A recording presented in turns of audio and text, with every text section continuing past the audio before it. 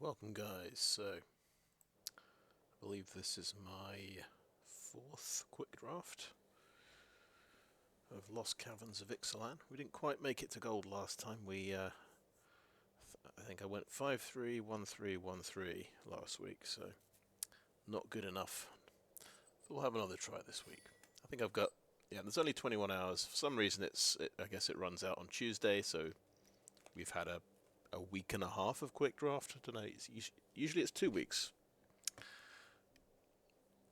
Yeah, never mind. See what we get on Wednesday, I suppose. Might be Wilds of Eldraine, that would be good. We've got the this is the good one because it is a land that becomes a 2/3 flyer. So that's pretty awesome. Blue-white seems to be a pretty strong color combination.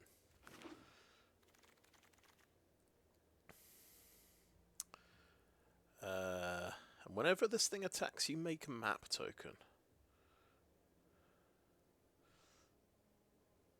Pretty awesome, right. I think that's a good enough reason to go blue-white. I'm probably committing too early, but there you go. Self-reflection, that's very expensive. 6 mana clone, basically. You can only copy one of your own creatures with it, but it's got flashbacks. I guess the idea is it's a cheap clone if you can mill it off the top. Otherwise it's a clone you can cast twice. So, alright, it's a bit expensive.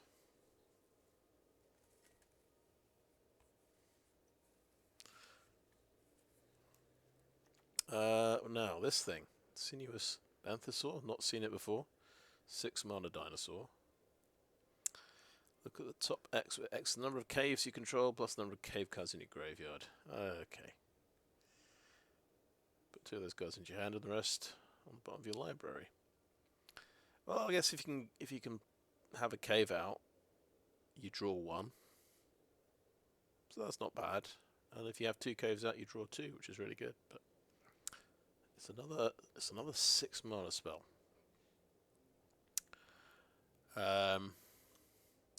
Bit of Offerings gives you just a bit, a bit of kind of semi-random mana fixing. You don't know, because you don't know what your opponent's going to be bringing.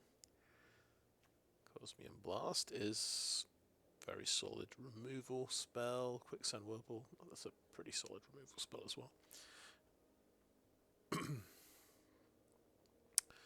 Tinker's Tote. That's go wide, I suppose. 2/1/1s for 3, and it's artifacts.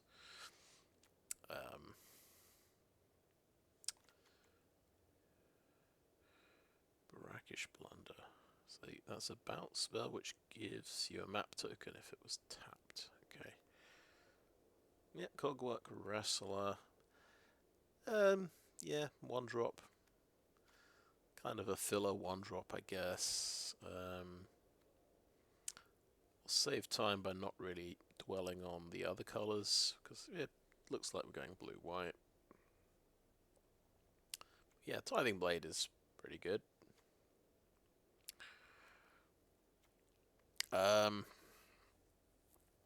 So, of the commons, what's the best one? Quite like Quicksand Whirlpool. I suppose it's not good against Vigilance, but maybe, I don't know, maybe not that many things have Vigilance in this set. And you can cast the expensive version anyway. And it exiles, so it's not coming back. Cosmium Blast is only against attacking or blocking things. And that's just a bounce spell.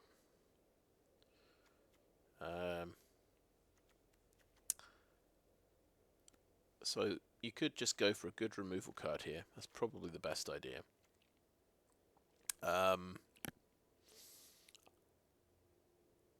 like to play the Banthasaur and draw 2 cards off it, but getting caves, you got to draft the caves first, then you got to actually draw them and play them. for it to give you any card draw at all. So, and it's 6 mana, and it's only a 4/4. So maybe it's not good. Self-reflection may not be good. They're all sort of expensive payoff cards for like the late game. I think don't start with those. Maybe they're not. Well, they're not so good that you want to pick them this early. I reckon. I think I like the Quicksand Whirlpool better than Cosmium Blast. Kills more things. Really properly kills them. Yeah, there we go.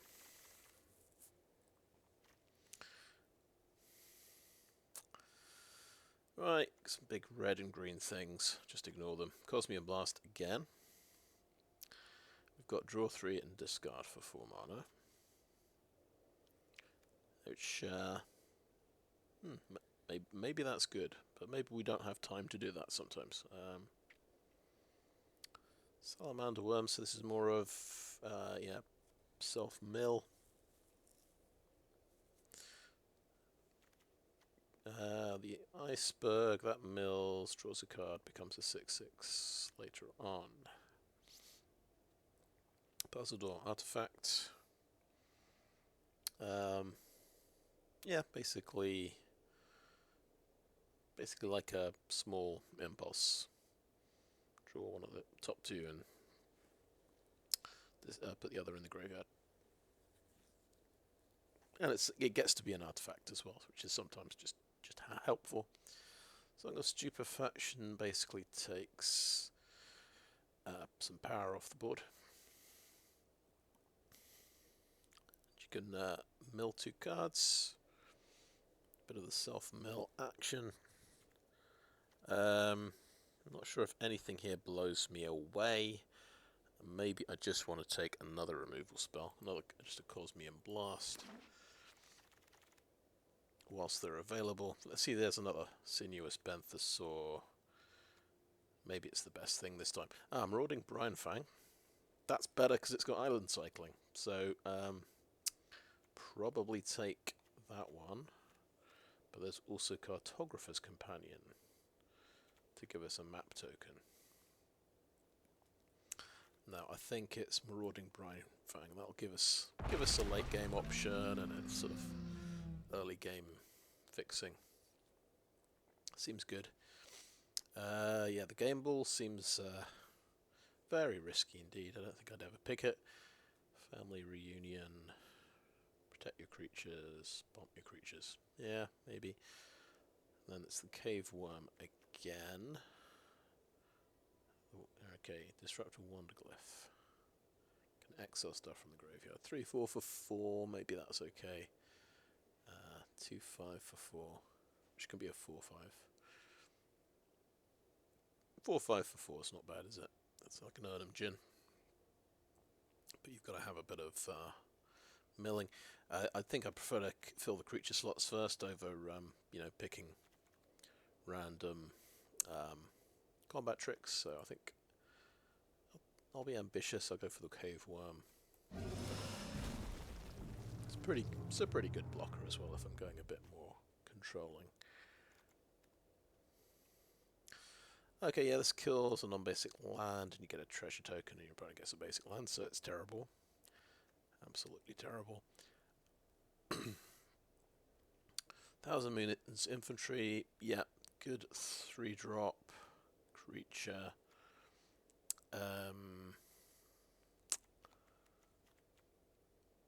So there's a Captivating Cave. Yeah, I haven't tried playing with the infantry yet. Seems alright. We're gonna have, looks like quite a high toughness set of creatures here. Right, the Deep Cavern Bat. We've got the Adaptive Gem Guard. Autoclan Landmark. Becomes a 1/4 flyer. The Gem Guard's pretty good, but it's a 4-drop. You want to fill up your 2-drop slots, I think, in this kind of situation. We're not going for a lot of artifacts yet. No artifacts, in fact. So I think we're going River Herald Scout. We want to make our land drops and get to our big creatures. Okay, Lodestone Needle's pretty good. That's stunning something and then turning into an explore stick, which is pretty good. Deconstruction Hammer's a disenchant on a stick. Let's take the Lodestone Needle though. It's another 2-drop as well. Oh, here we go. So Oaken Siren. So this helps you cast artifacts. We don't have very many artifacts, but it still might be the best card here because it's a decent 2-drop. Buried Treasure's a decent 2-drop as well. But this is a creature, so let's get that.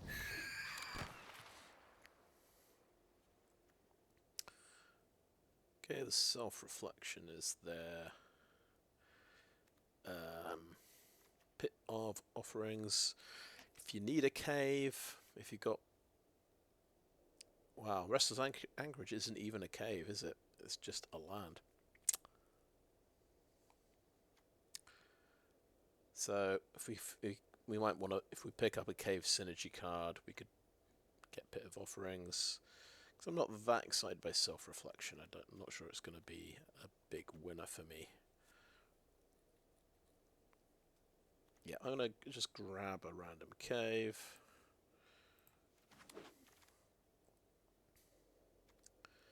Okay, card draw or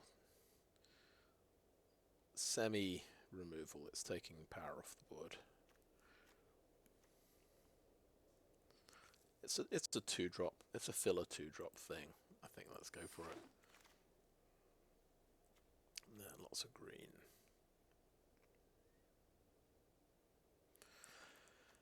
Yeah, that looks like a good card. 4-drop creature or the family reunion. Let's fill out some keep filling out the creature slots. 4-drop is all right. And let's get another cave.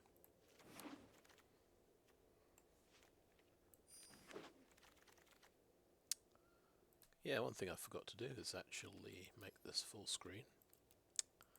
That's better. I am just taking these rares. I'm rare drafting. I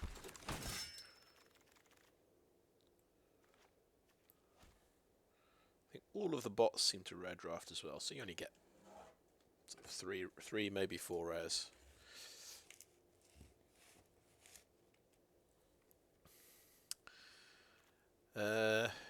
Okay, now Guardian of the Great Door. Okay, yeah, 4/4 flying. I get it, right? You got to tap for other things. Yeah, 4/4 flyer for maybe 6. You know, is still not bad. Grasping Shadows is quite a good card, but I've not used it yet. Discover 10, you say, for 8 mana. That's incredible.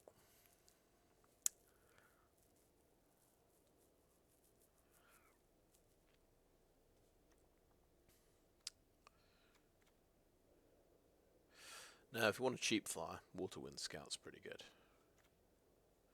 But, yeah, let's go for this Angel. Maybe that'll work out for us.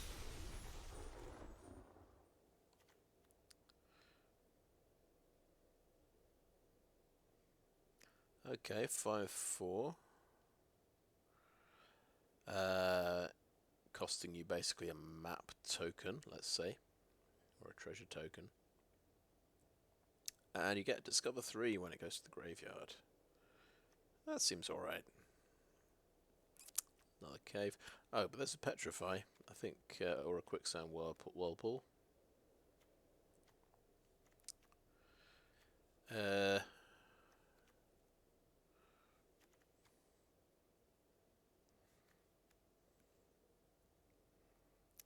mean, some people can get around Petrify. I think Petrify is good. I think it's better. It's just because it's cheaper removal. That's what we get.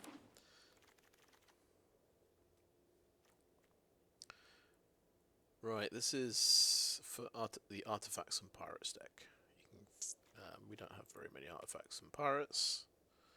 So I don't think we pick that.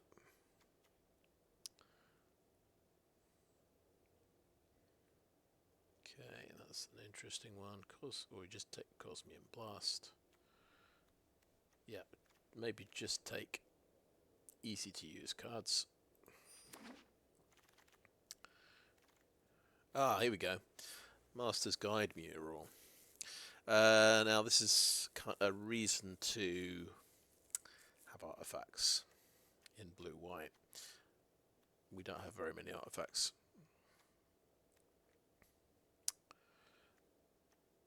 But we can try and pick up a few more. So yeah, obviously this is fantastic. So take this thing.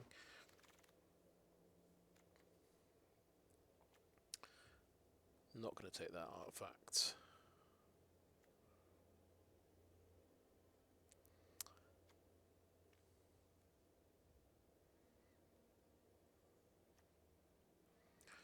I think we should take one of these 2-drops though. Haven't tried this one. I think this is going to be pretty good. I say take a 2-drop, but we actually have 8 2-drops. It's just they're not very many of them are creatures at the moment. I think we probably drop Song of Stupefaction. Take us down to 7. We've got, well, 2 playable creatures, let's say. You're not going to play Guardian of the Great Door on turn 2, but and yeah, we need to really fill out the 3-drop slot, I would say. So maybe we just take a Sage of Days. Helps fix the top of the deck.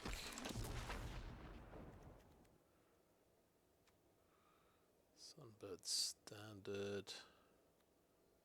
Mana Rock. Oaken Siren again. Pirate Hat. Sage of Days again. Do we just keep filling out the 3-drop slot? We do kind of want artifacts. So I'm tempted by another Oaken Siren. Maybe we should just take every Oaken Siren we see. Yeah.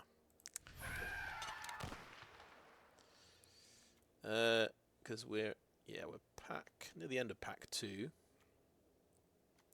Buried Treasure is an artifact. I think we just have to pick that. Deconstruction Hammer is an artifact. This can bring an artifact back from the graveyard. But it's, yeah, expensive. It's another creature though. It's potentially getting me an artifact, so I feel alright about picking that. Swashbuckler's Whip is very interesting. I think we should play that.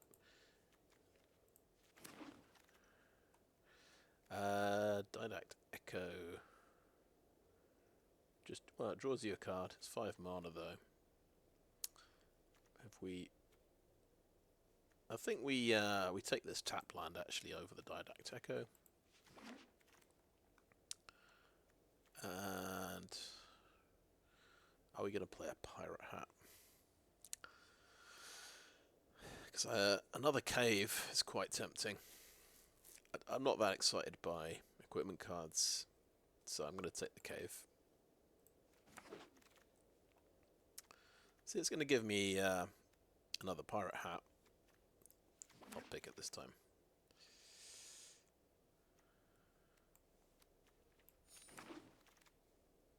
And another Pirate Hat. Okay, the bots are not fans. I don't think we're going to play 2 Pirate Hats, honestly.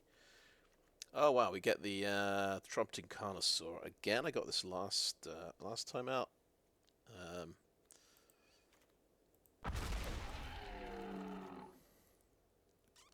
It's pretty fantastic. I wonder if how much red we can splash. You really shouldn't splash a double red thing. On the other hand, it's got an alternate usage. You can discard it to do 3 damage to something, which is pretty cool. Okay, let's put that in the sideboard for now. We might bring that back in.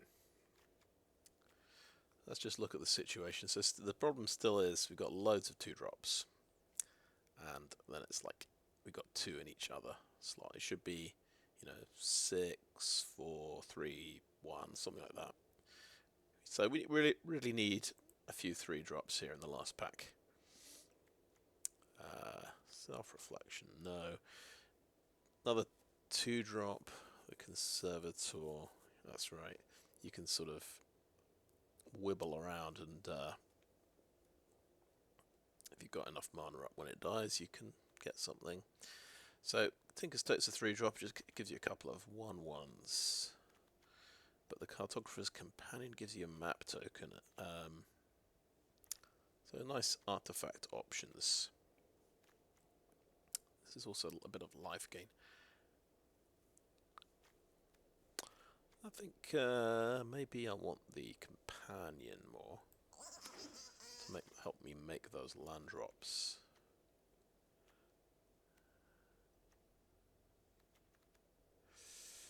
The Oltec Cloud Guard is interesting because it makes an artifact, makes you a 1/1 gnome, and it's just a really good card. But it is a 4-drop. But we can have another couple of 4-drops, I would say. I think it's better than 1,000 Moons in Infantry, definitely.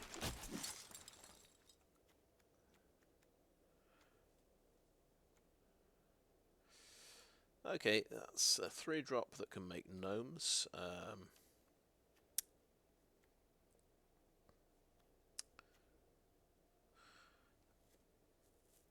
Okay, the pirates are quite a good 4-drop.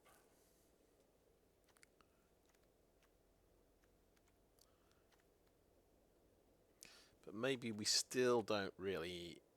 Well, we've got 9 artifacts. Yeah, if we can pick a 3-drop artifact, we take it. So let's get Cartographer's Companion again.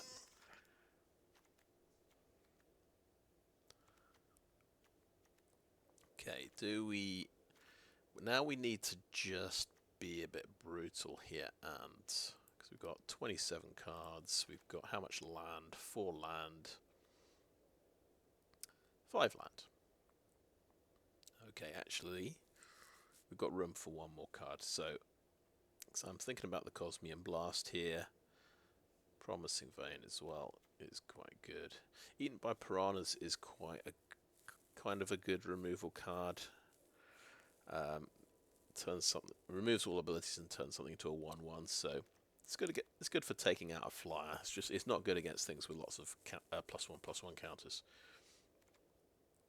I think that might be what I go for. Actually, Eaten by Piranhas. And now we're going to start to think, right? How can we improve the deck? What are we taking out whenever we add something in? Dusk Rose Reliquary. Interesting. You sacrifice an artifact or creature. Ward 2. Oh, it's a removal card. And it's got Ward 2. Fantastic. And it's an artifact. Actually, yeah. Perfect. Perfect for the deck.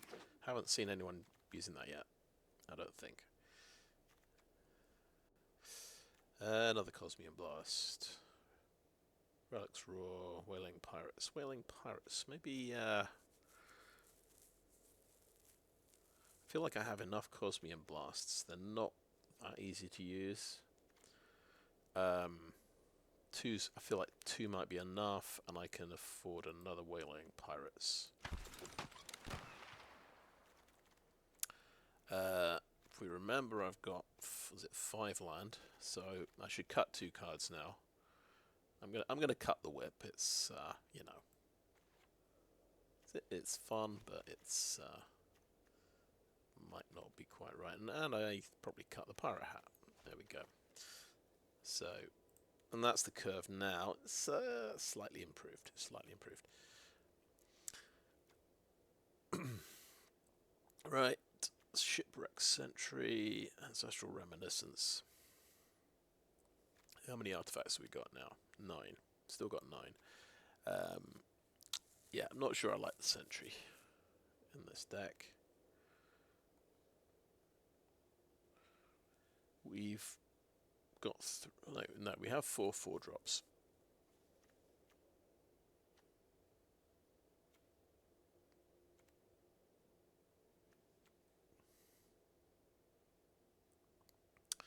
I think I'll take the card draw spell actually, and I'll replace the Frilled Caveworm because we're not really milling ourselves.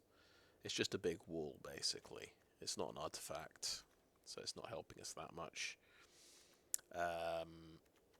Promising Vein here. Now we've got to think: is Cartographer's Companion number 3 going to help us? It could replace a Sage of Days or a Thousand Moon Infantry. It's kind of doing something similar to Sage of Days. It's sort of helping us, get a card off the top of our library. It's helping us, select for cards a little bit.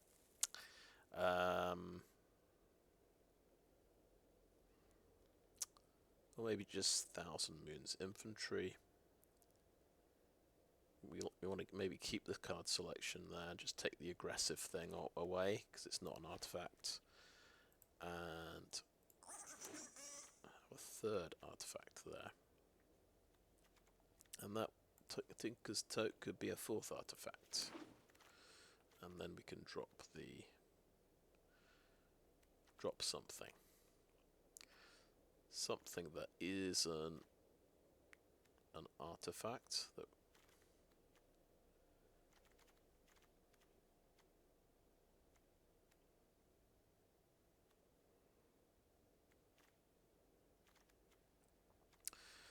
something we can we're not that bothered about.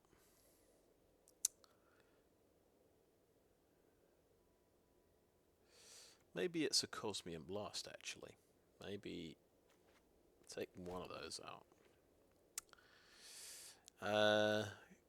Probably not going to use either of these.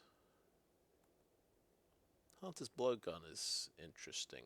I think it would go straight into the sideboard though. Okay, take that. Nice. Pick up a late Promising Vein. That helps us.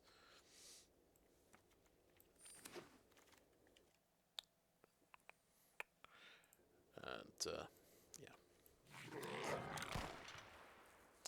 So we kind of trimmed the deck as we went along a little bit. We might have an extra one. No, we're around exactly 40. So we trimmed things, sort of creatures that weren't artifacts, but also we trimmed equipment cards, which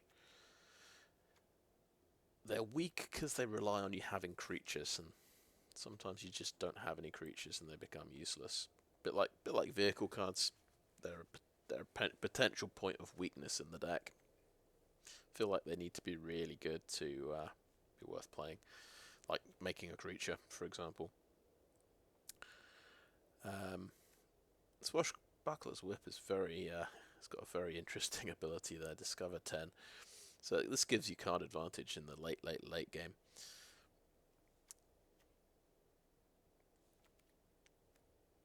Hunter's Blowgun gives you reach. So that's a pretty good thing in this environment. That might be worth playing. A couple of pirate hats. So +1/+1. You get to draw and discard when you attack. Maybe, and it's, I don't have a whole. Okay, that is a Siren pirate. Okay.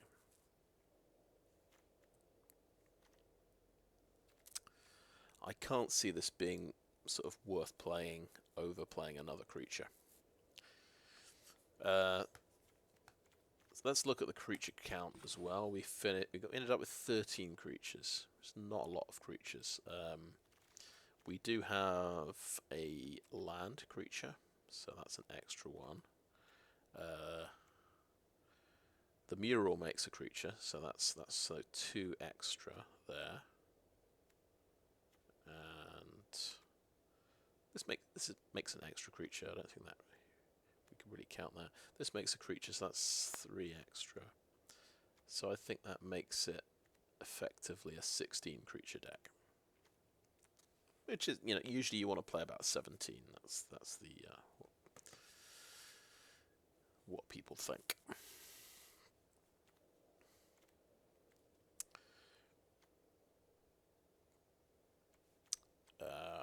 Right.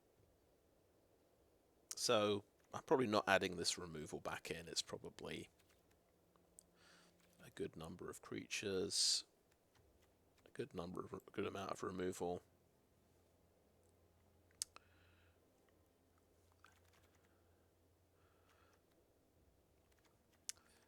Yeah, so I think I'll call that end of part 1. Have a little think. I think this is probably the deck, but I don't think we're going to manage the Carnosaur in this one. But we did okay on the old caves here.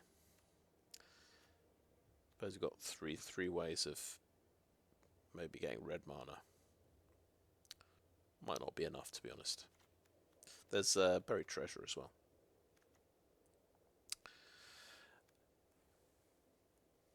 Right, yeah. Anyway, thanks for watching so far. Okay, I think I'm pretty happy with the deck, actually. Haven't changed anything. Right,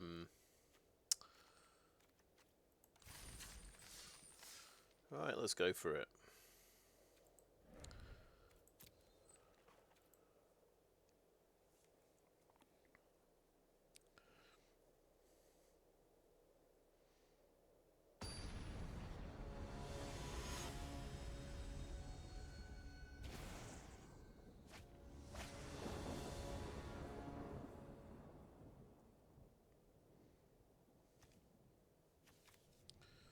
Okay, a couple of Oaken Sirens.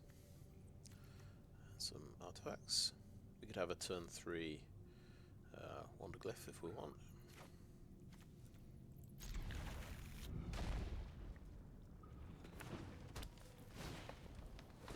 Oh, just turns. That's a card.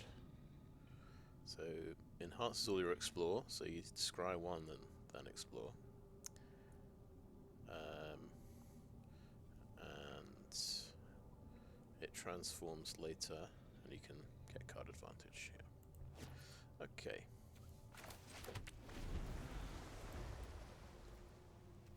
feel like the game sound is quite low, so I'm going to turn it up a little bit.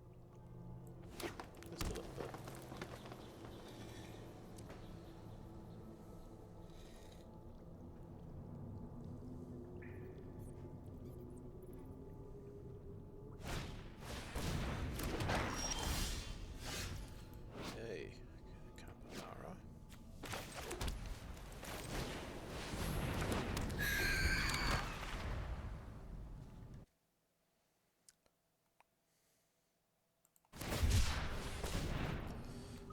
Forest cycling. Ready? Is he a mono green deck? He may be mono green.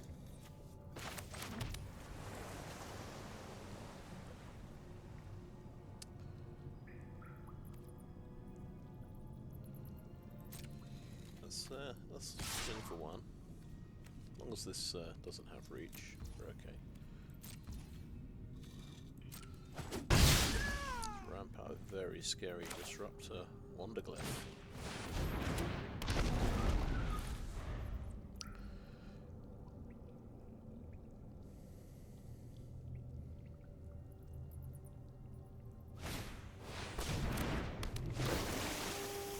Okay, it's 3-1. That's right. So this is quite a common vigilance creature you run into. 4-2, so it can trade with the Wanderglyph.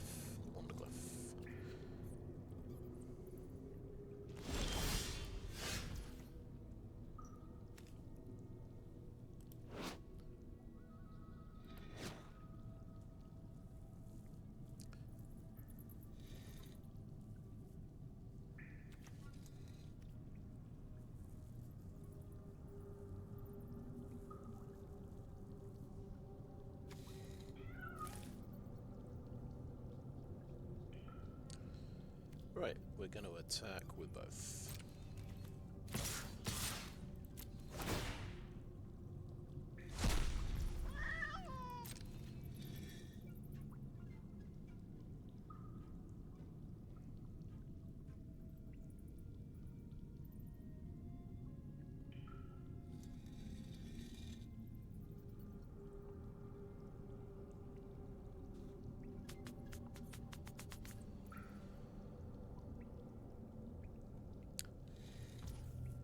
And he's going to take the damage.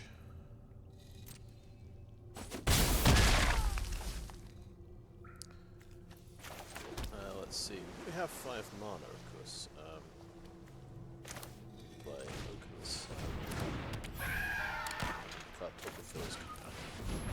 It's quite nice because it actually trades off with this.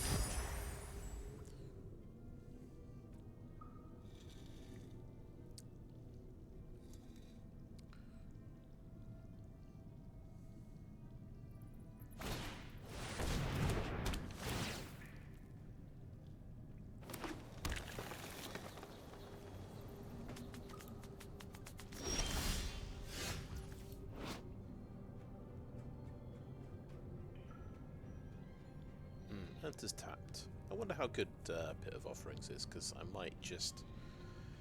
I might really not want to use this in my deck, to be honest.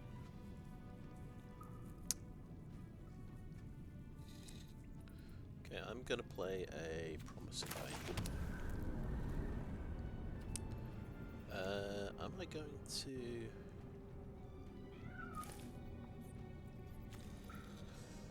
Okay, right. If the companion becomes a 3/2, you can trade off with a Capybara.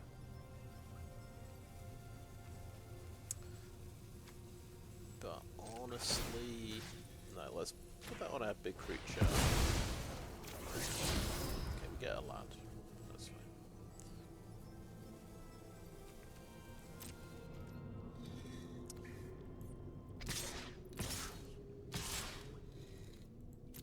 Keep the 2/1 back.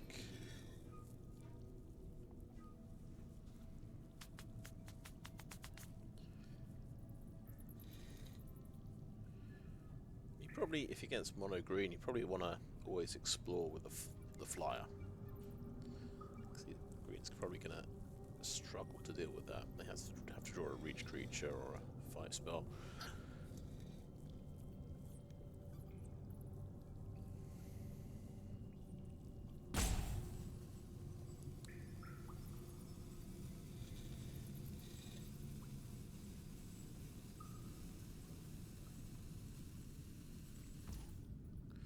Damage gets through. I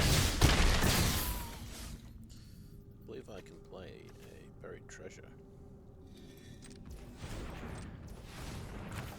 These two. And in the turn.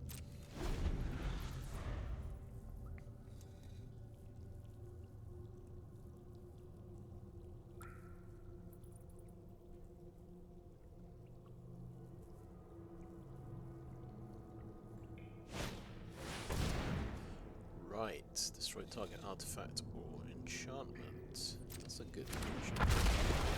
3 or 4 on the ground.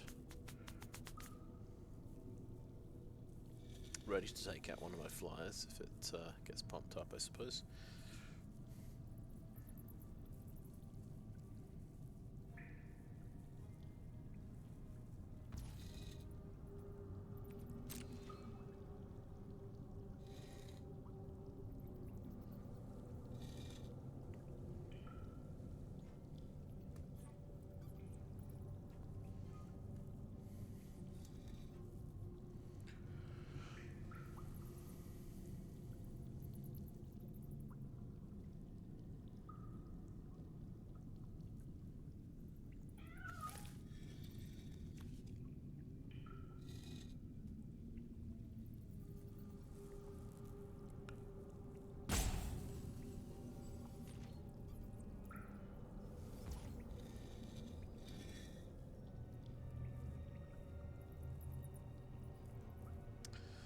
Yep, let's... yeah, we can't find a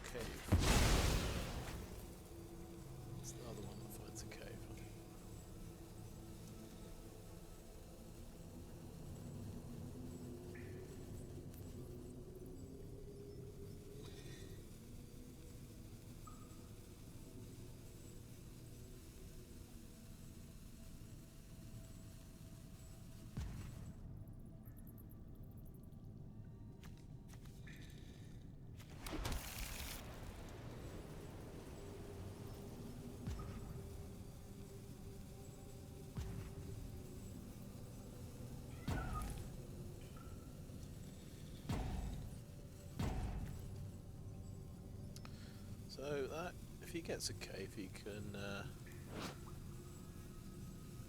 for 6, he can get a 5/5.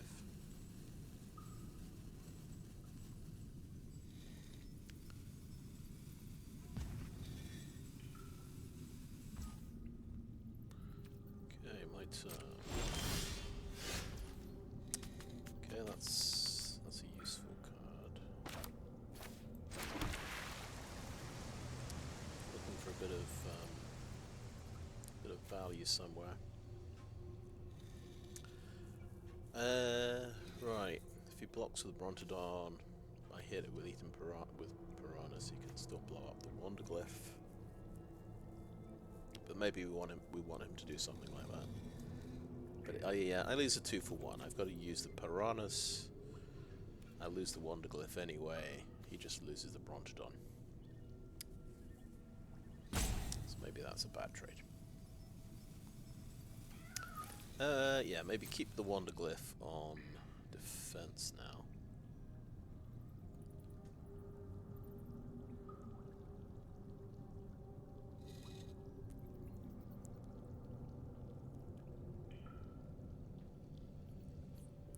He is out of timeouts now, by the way. He's taking his time. He's like me.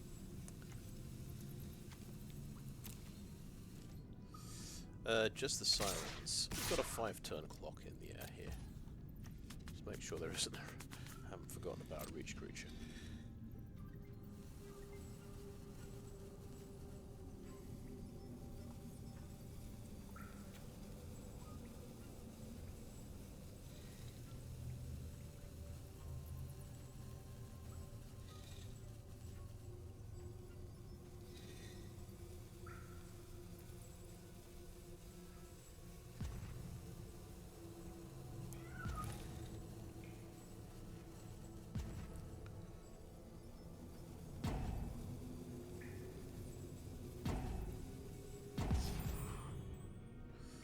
Okay, to damage.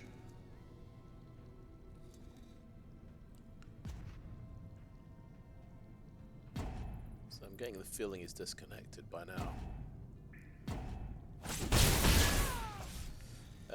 Right. Go ahead. Let's see what we get.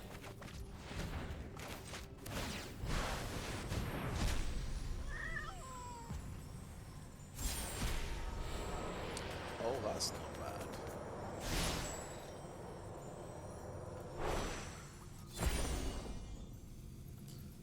That's one of the best hits I could have got. An actual 5-drop. So yeah, Scry 3 is the only option there.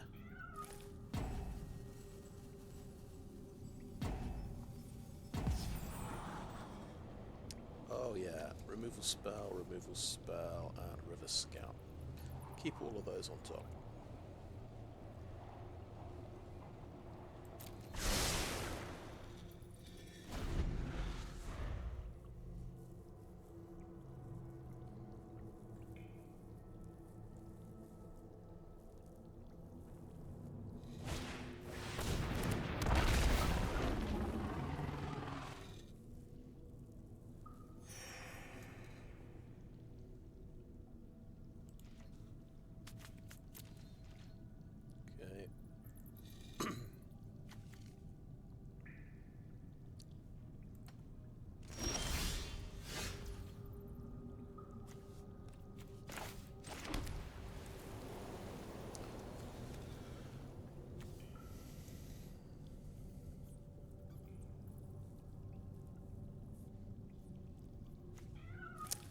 If I tap down his Brontodon, he'll want to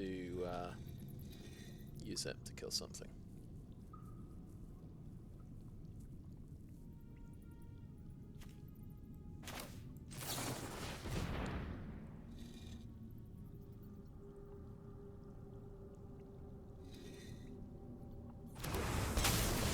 And I'm still getting value out of the Lodestone Needle.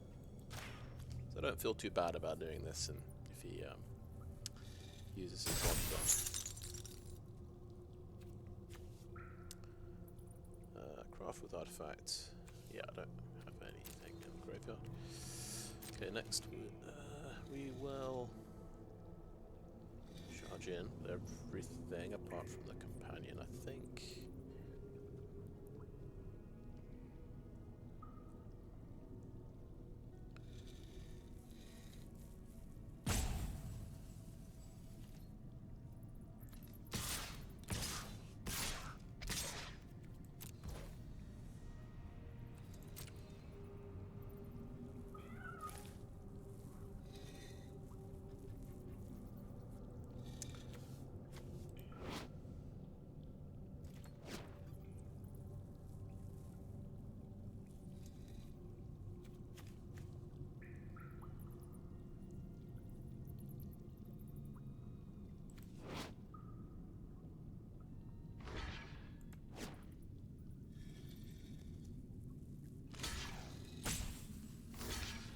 Okay, right, he's going for that kind of trade.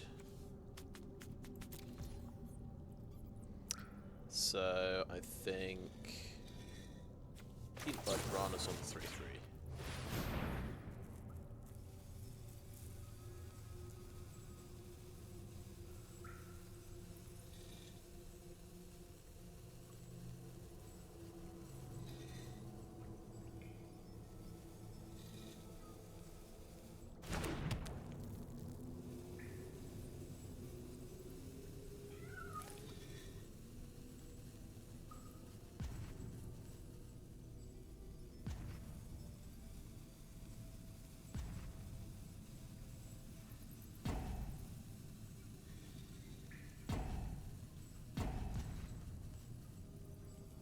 He did have another timeout there.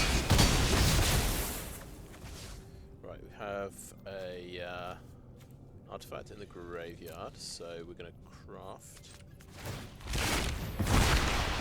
thingy.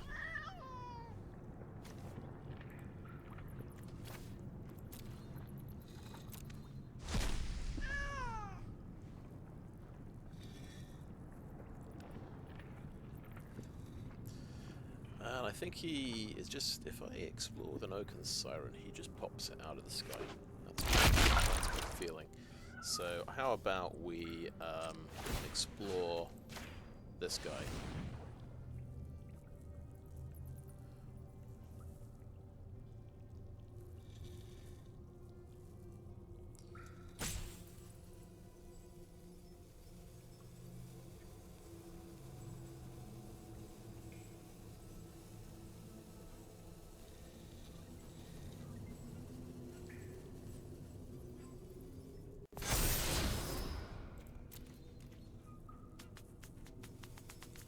Next turn he's big enough to trade with the Brontodon.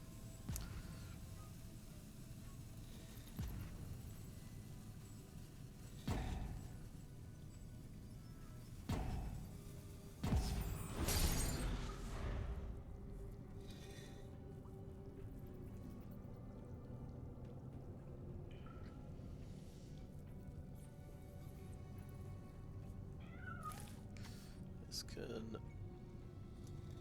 remove an artifact or a creature.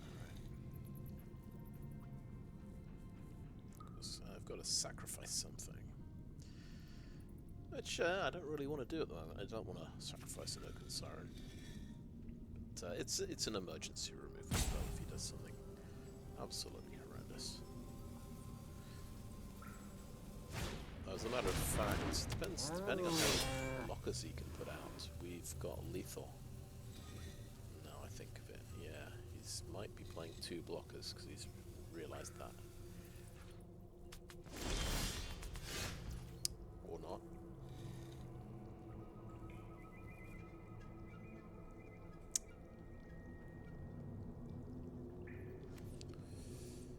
Okay, it says sacrifice an artifact or creature. I could sacrifice my compass. Okay, I'm going to have this guy explore again. Oh, silly me, of course, he's got removal, he's got his Brontodon, right?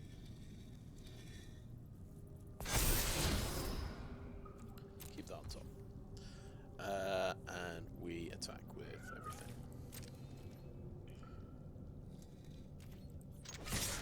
We did not have lethal. That's say. Oh, Disturbed Slumber, but you've got... it's tapped. That's unfortunate.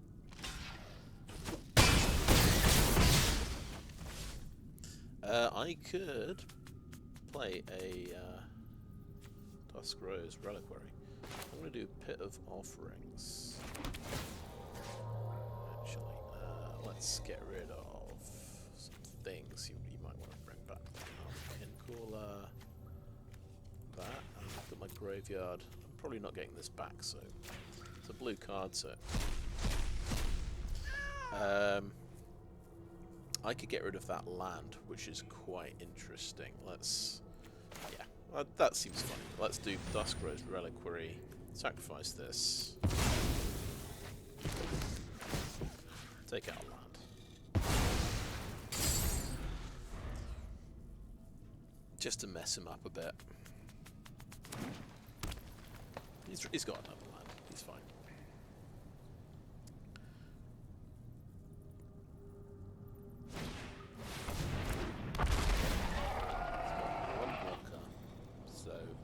Probably not enough.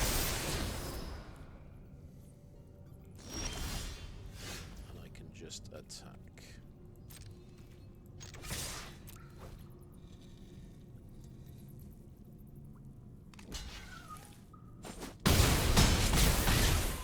Yeah, there we go.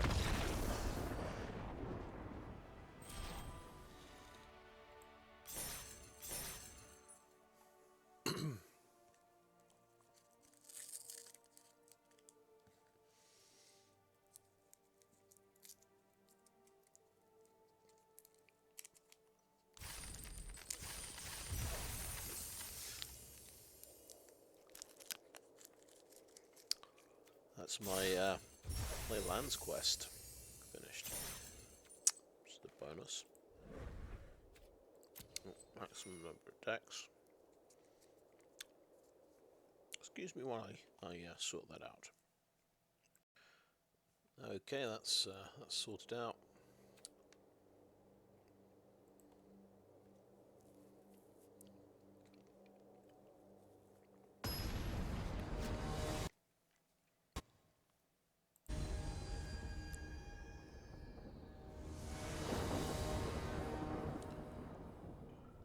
Okay, well, right, I was going to say, we've got a land cycler, it's an island cycler, so it doesn't fix our problem here. We have buried treasure, so we could have a turn 3 Cloud Guard, which is interesting.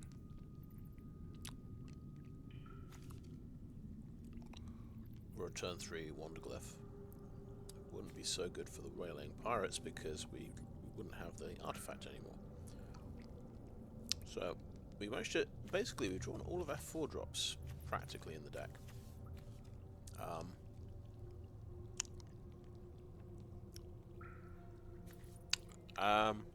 Bit of a gamble, but we can get to a 3rd land with this. We just need to draw planes. And if we turn 3 Cloud Guard, please play again. We draw planes, we're fine. But he's playing black, so chances of the Cloud Guard surviving seem low.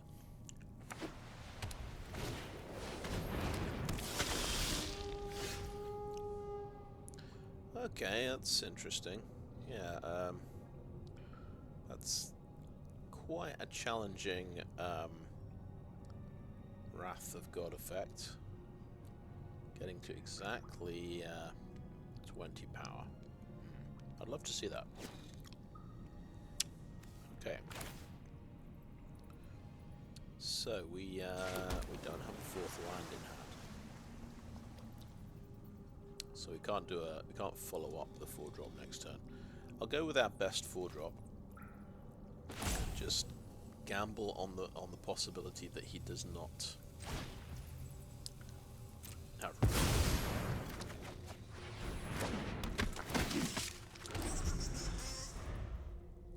This thing's got ward, pay 3 life. If we wanted to petrify it.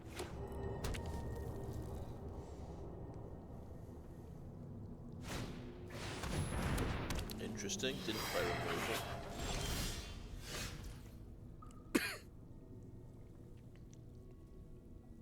Okay, we are dropping the Brinefang.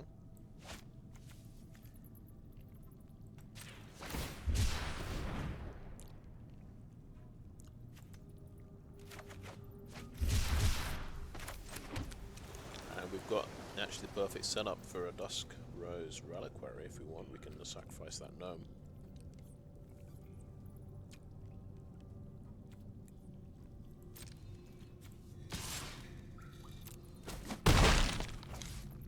Petrify this guy.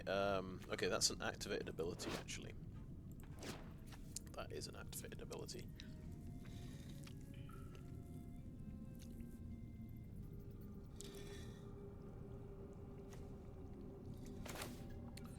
I think Petrify.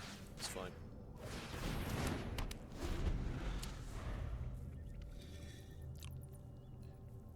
Just try and win the race, because he's going to be hitting me quite hard on the ground.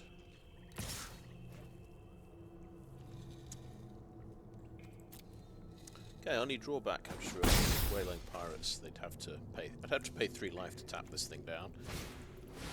Okay, he's got his own Guard. Okay, good, that's another target for me. Pirates can tap that down.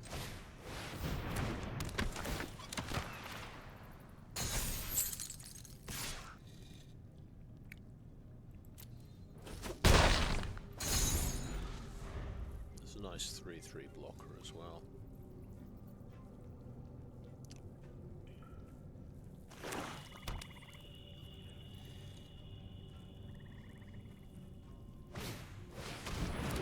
Oh, you're a fire of suffering.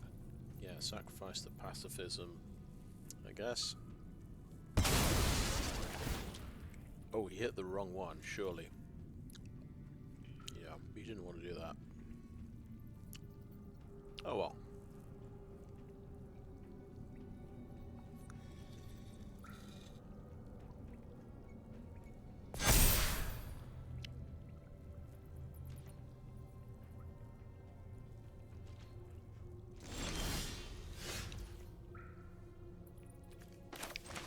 Okay. Swing in the air. I've got enough of my Guide-Mural, which is pretty exciting, so let's do that.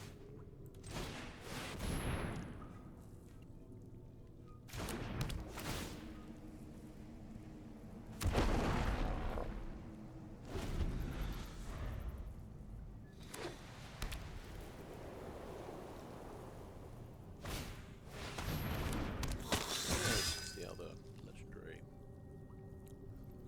So now you sacrifice the, hopefully you sacrifice the right one. Sacrifice the Envoy and that becomes a 3/2. Sacrifice the Gnome, it becomes a 4/3. Nice cheap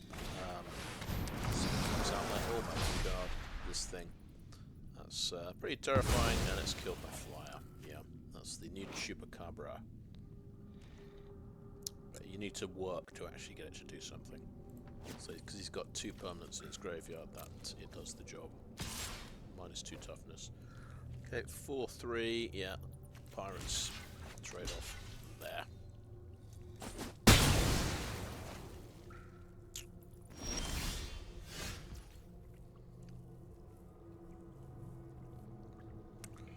So let's recap. So yeah, Master's Guide-Mural, 7 mana.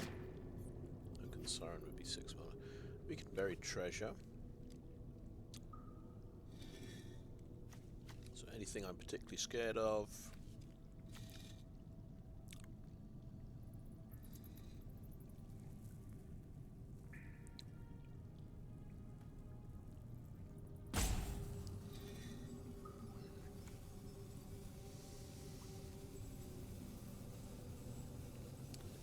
It's not an instant, just check that.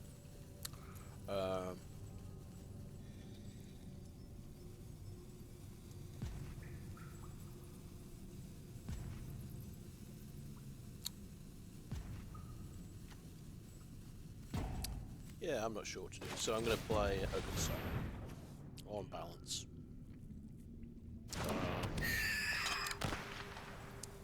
The Bartolome is just going to get bigger and bigger. How about we play this as well? Sacrifice a little gnome.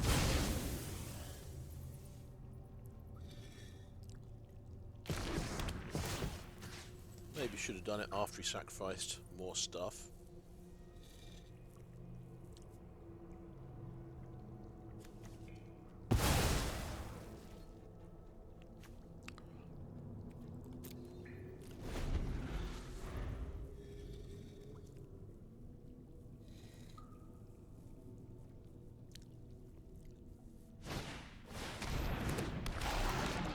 Craft with artifact. I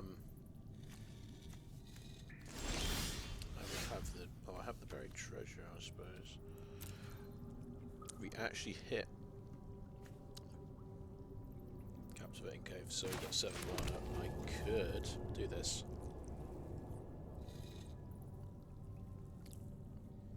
But I've got to craft with buried treasure. I think that makes the most sense.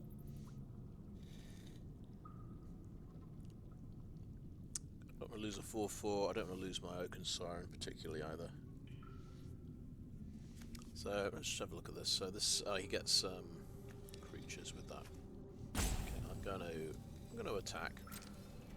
Of course, I might lose my Siren if I do attack with it, but I'll take that risk.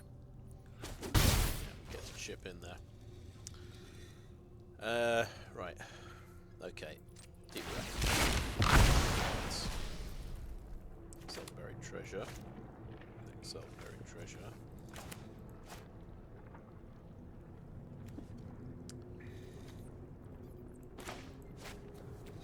Yet not something in my graveyard. Okay, I've got to go into the graveyard to do it. Right. I see.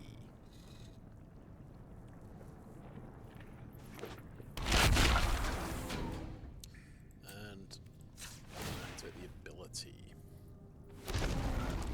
Probably could have attacked with, honestly, the other one. I have an army coming.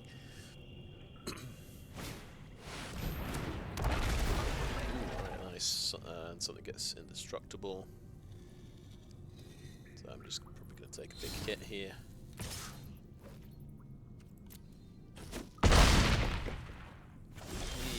His swing back here is pretty impressive.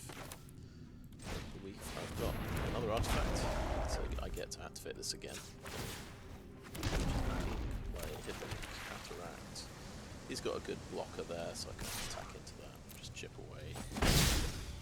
Like that. Now this could make one of my guys a 6/6. Okay, right. 1/1. But he can also pump that up. I might want to pump up my flyer, of course. I could take a swing with Hidden Cataract and see if I can hit an artifact. That's another thing. Yeah, I feel like taking a swing with that. Could be something good. It is a 4/4 flyer.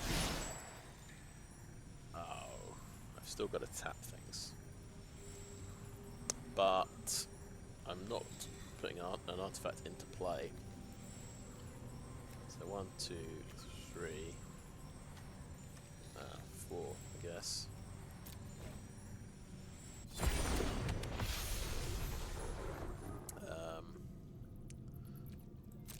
Attack with an Oaken Siren, because that's sorcery speed, that pump thing. And end turn there.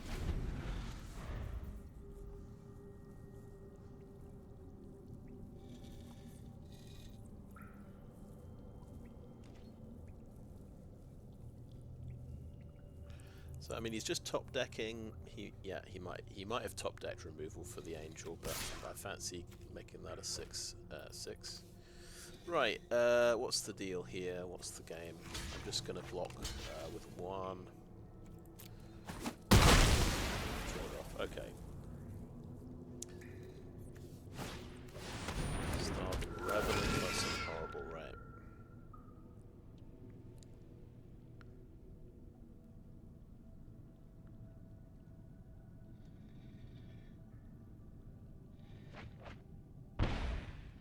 Okay, wow, that cost him loads of loads of damage. Good. Does he have a way to stop both of my flyers? Because he can block one of them. No, he's got dead weight on that flyer. But it only makes him a 2/2.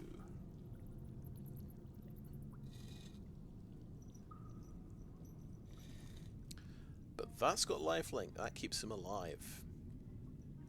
That's a good point. He's actually he's technically on 3 life here. And I'm going to get him down to 1. He'll have to block the Oaken Siren, which is going to be a 3/4. And that gets through for 2, and he finishes on 1.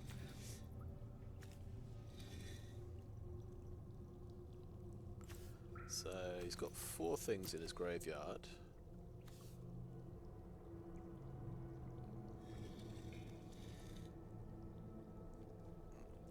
Yeah, I don't think he read his rare there. I don't think he really wanted to lose 6 life. I'm gonna make. I'm pretty sure that was the situation.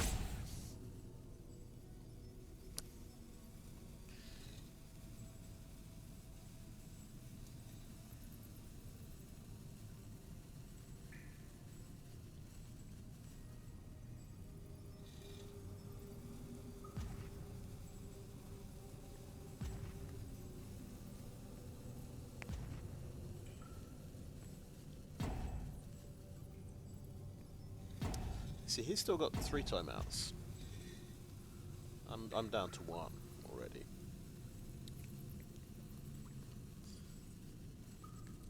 I think he is just he might be a little unhappy about losing 6 life points there.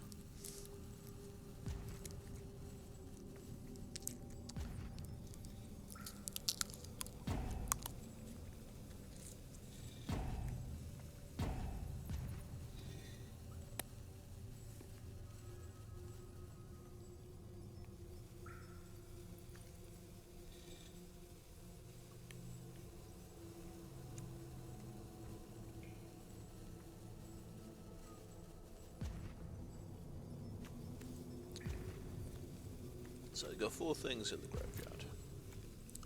That sort of triggers on 8 when you draw a card. Okay, you get to scry 1 if you descended this turn on that one. Oh yeah, that wants to. So when you gain life, that explores. So this is going to let Amalia explore. So there's a few things going on here to keep track of.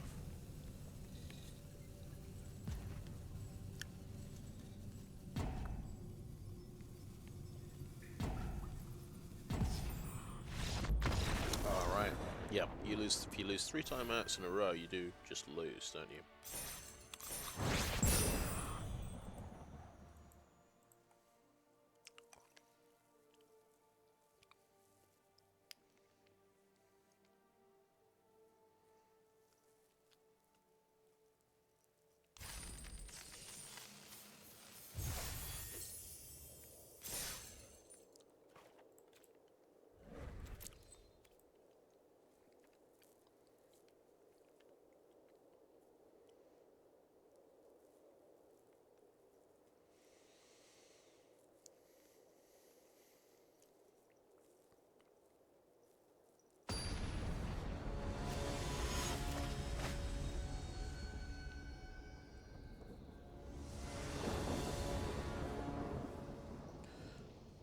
See that special land. So we can start with that one.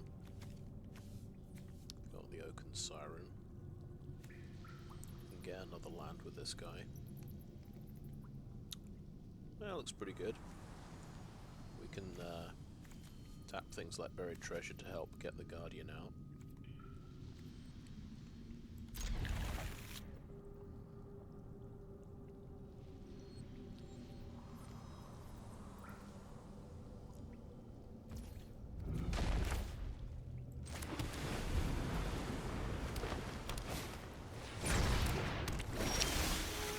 Deck. Seeker of Sunlight. It's going Oaken Siren.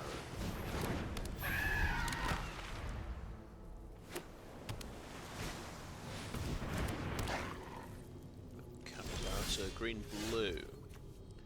Green blue. Expecting lots of exploring.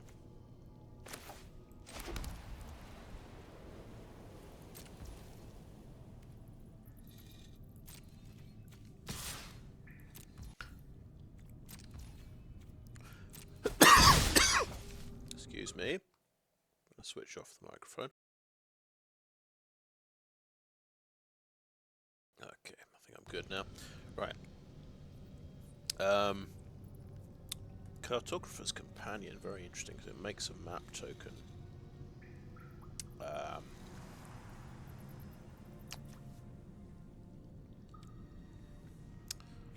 Yeah, I don't like that. We'll do that. So map token, tap for next turn. For our Guardian of the Great Door.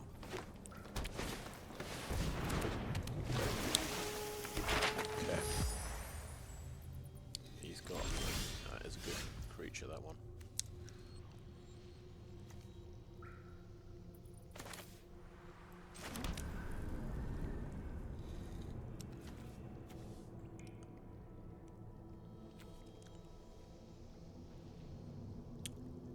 So yeah, we can't attack.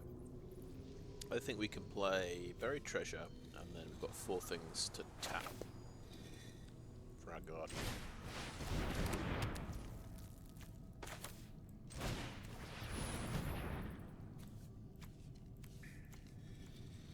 Yeah, that works nice. That's out on turn 4. See if you can blow it up.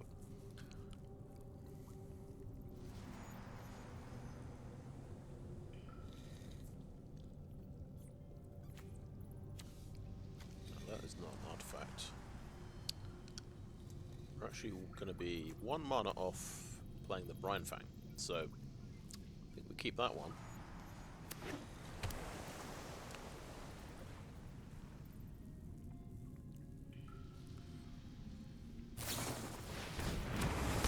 Lodestone Needle, okay, tapped.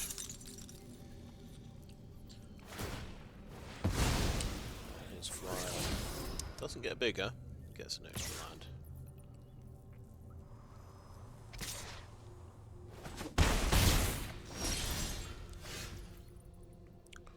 Oh, well, that's nice. So it's actually the extra land I'm going to need to play the Brinefang next turn.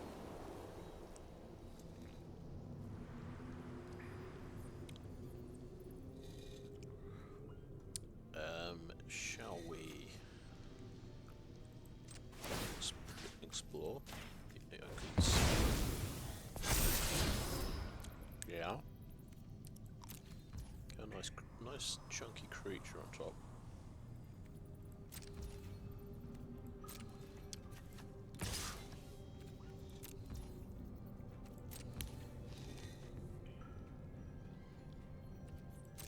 About 2 damage.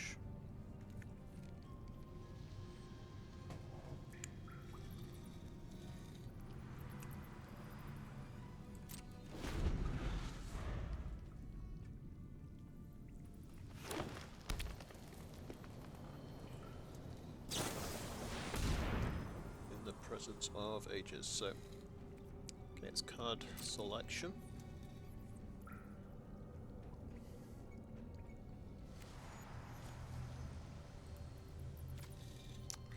He has counter spells in here. That's good to know.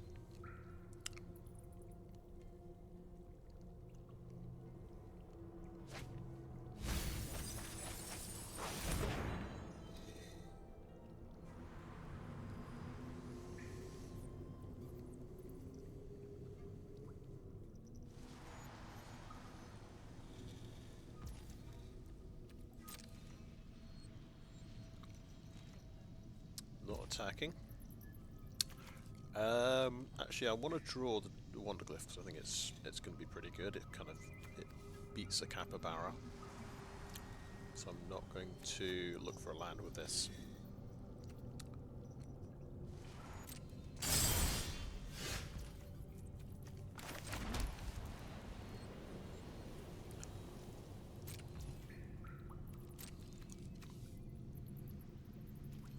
attack with a 2/3 Oaken Siren. Yep, gets through, good. I'll try and play the Brinefang.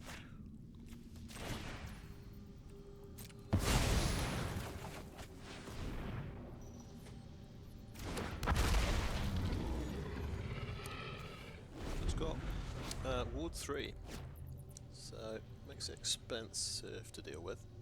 See if he's got another Lodestone Needle. It's got Eaten by Piranhas. Yeah, it's gone. But the 4/4 flyer is back, so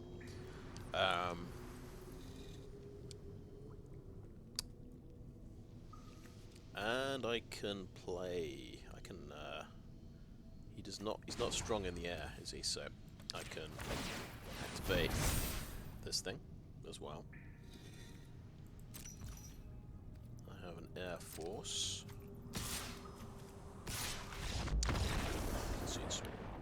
Okay.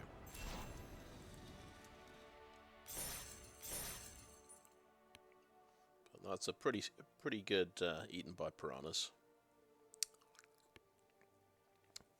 Taking out a 6/7.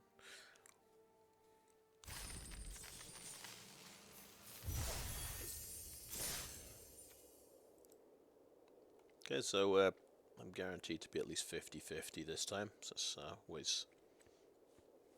always nice.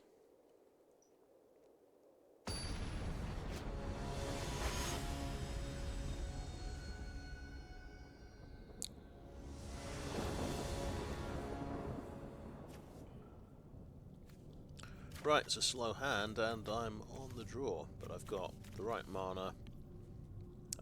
I keep these hands, many people would not, though.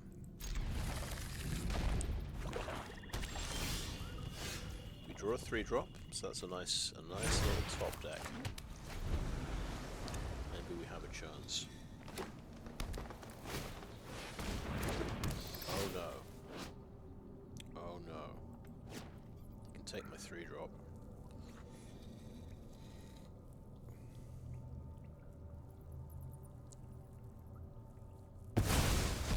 Nope, he just takes my best flyer, that's alright. Okay, Restless Anchorage.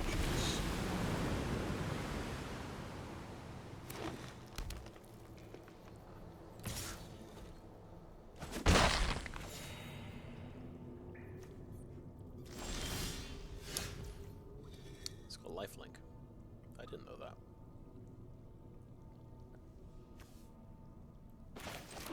Right, we could Quicksand Whirlpool him. I think I'll go for the Sage of Days. He doesn't know I've got the Quicksand Whirlpool. It seems excessive on a 1/1 flyer as well, to be honest.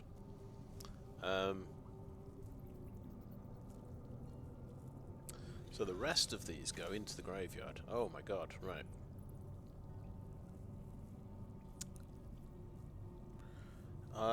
Is this a Guardian of the Great Door situation? Because it's not Ancestral Reminiscence. I think we pick one of these things.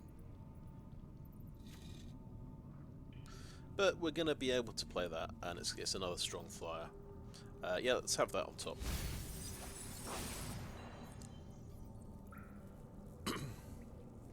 This is usually where we find my opponent's draft deck can mill something off the top of my deck.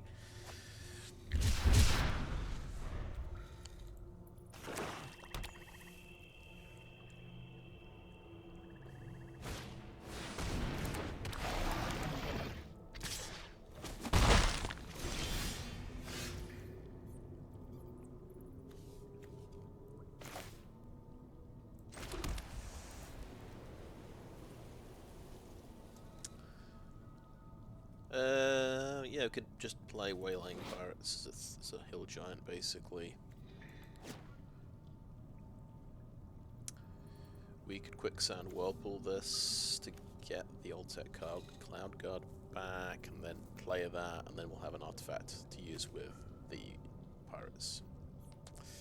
It's quite long-winded. I'm using a good removal spell to kill him 1/1. We'll do it.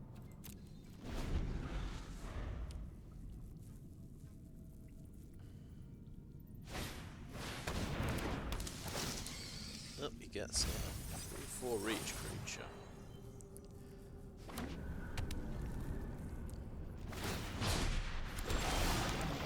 It's making little friends. Now, technically, we can play Guardian of the Great Door right now.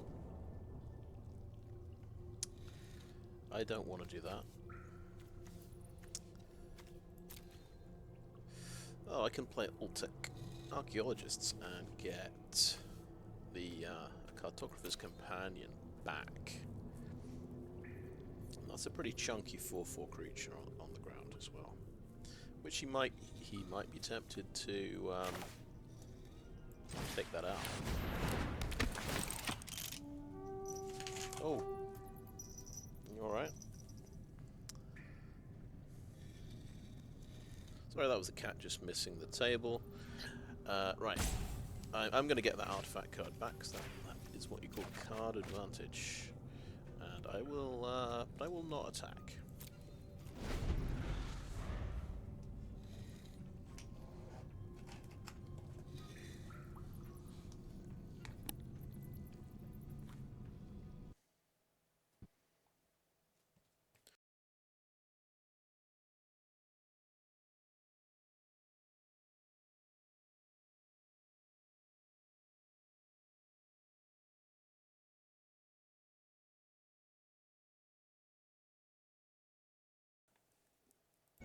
Okay, I think we're on the Mineshaft Spider. He is not afraid of this Oltec called Cloud Guard.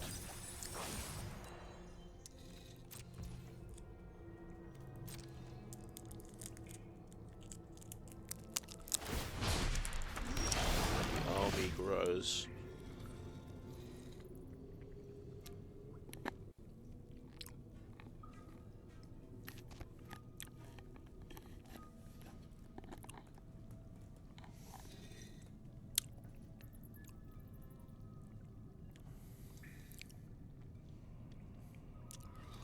Okay, I think we can do two things. We can play Companion,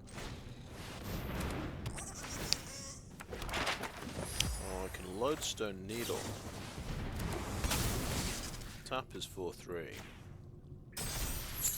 Swing with a 4/4. See if he wants to trade off one of those siege creatures. No, he doesn't.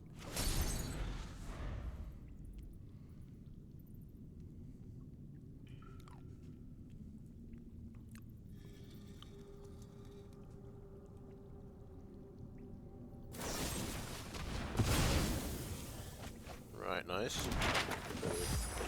Sacrifice and draw. I feel like I'm losing this game now.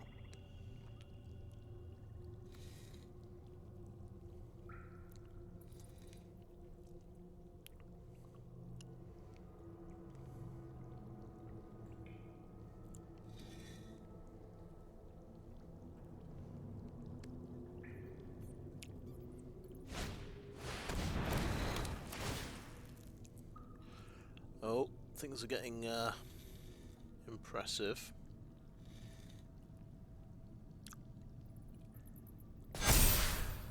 Five, 6, and 4/5 reach. Absolute wall of spiders. Yeah, we can't even trade off and kill that one.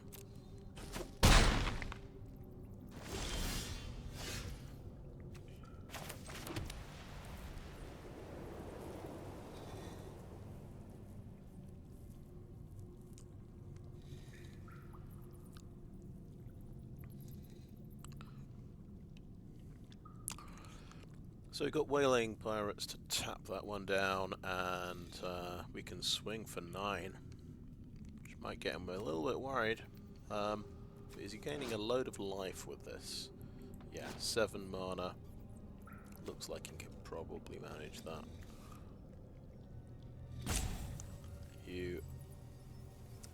Craft with creature. So he can do that and gain 6 life. So that's how he's going to win this this race here. Diabolical. Right.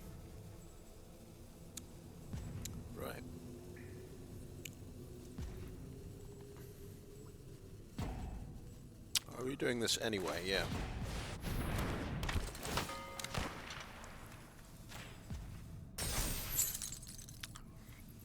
because we're going to get hit with, you know, 6 or something.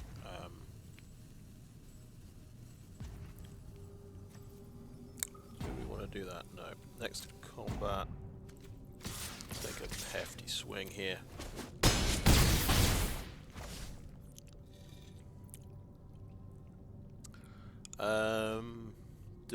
No, we're not using the map.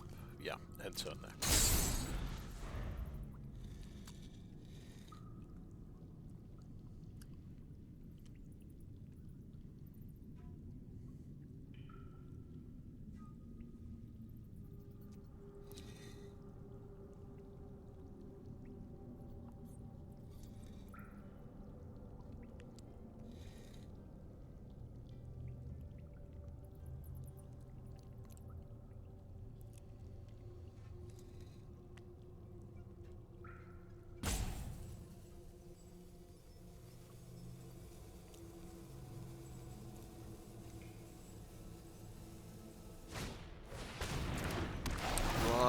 Okay, that's the other piece of the puzzle. So he's got a Death Toucher on the ground. I was thinking pump up the Archaeologists as much as possible. Battering ram. But he's got the answer.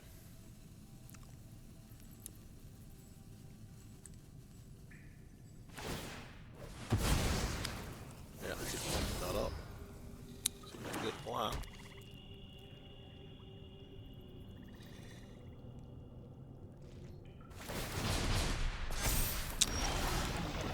Going to start getting quite scary.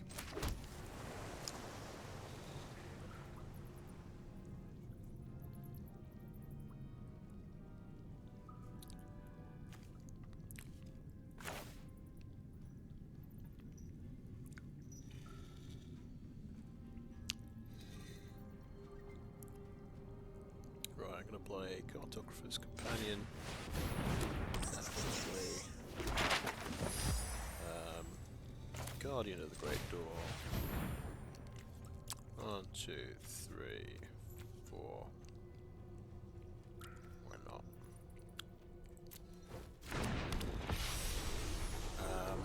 Cannot attack at this point.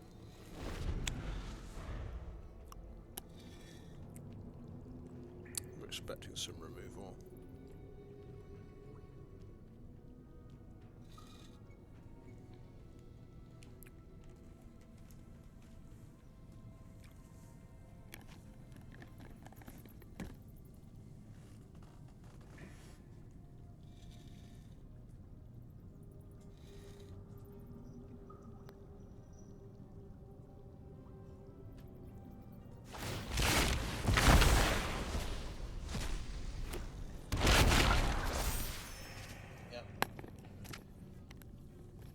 Right, yeah, he gained 6 life, so he has a 7/7, so he's up to 15.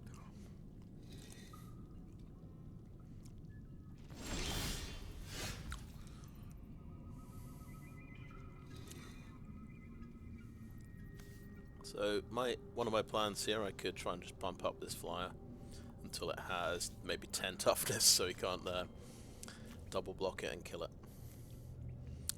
But we've got this the Master's Guide-Mural, which is pretty amazing, so that seems like a pretty decent plan.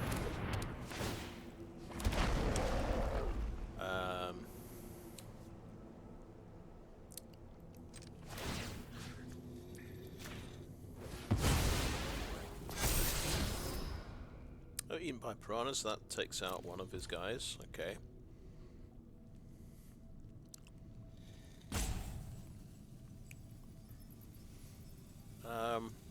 Sort of, I'm not sure I want to use the other map token, that's the only thing.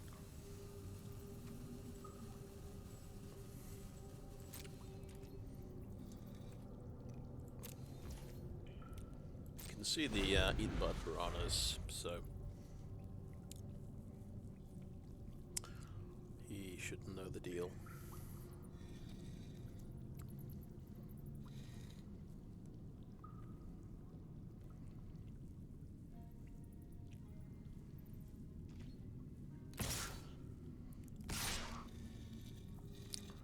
Okay, 7, 7, 5, 6 coming in.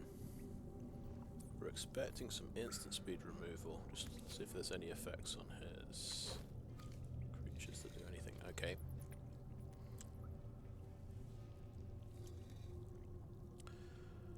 Right, so I guess the greedy block is 2/4 this block here.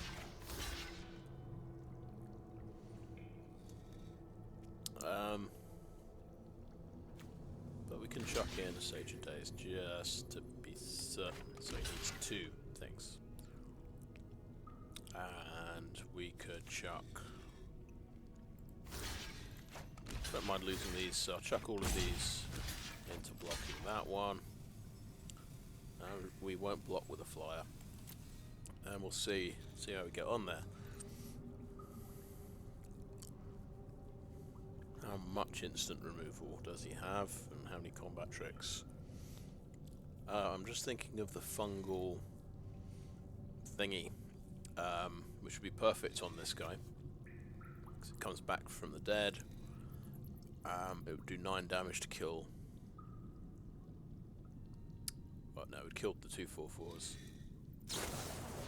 Fungal Fortitude is on there, okay. It loses 7/7. All of those die. It comes back without its tokens, I suppose. That's the only upside. So pretty brutal. Pretty brutal. Turns into Tyrant. Keep seeing this card and losing to it. Alright. Time to try and rebuild my forces. I can play Cloud Guard.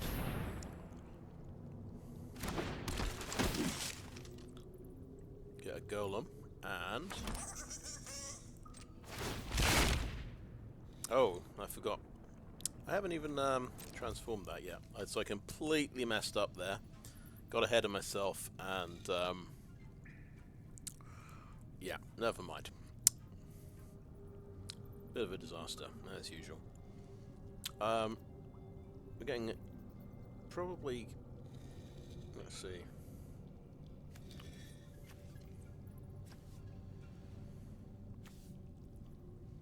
It's a lot of damage I'm facing here.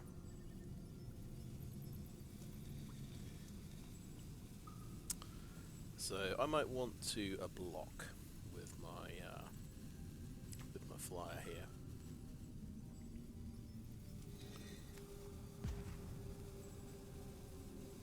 Do I want to craft with an artifact? I could do. That's the thing. Yeah. Yeah, because we've got another one. Use the timeout.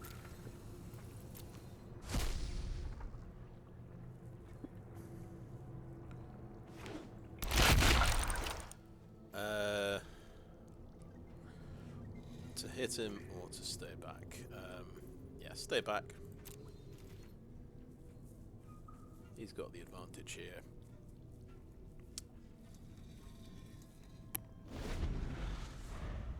He's just on a bit too much life.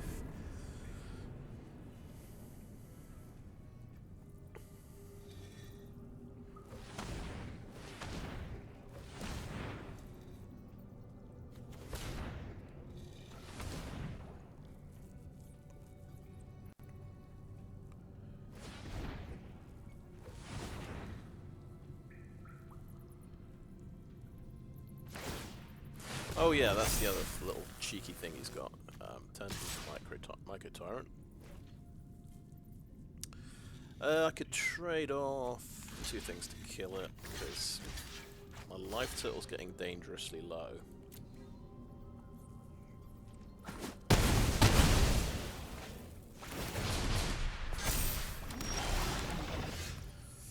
Okay, this time we remember to do this.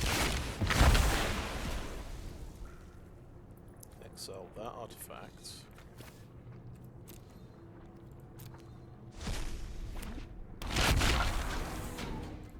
Tap it. And we probably are still just stone dead. Hang on. 3, 4, 5, 6, 7. So if he draws a land, we're in trouble because it will be an untapped land that becomes a 7/7.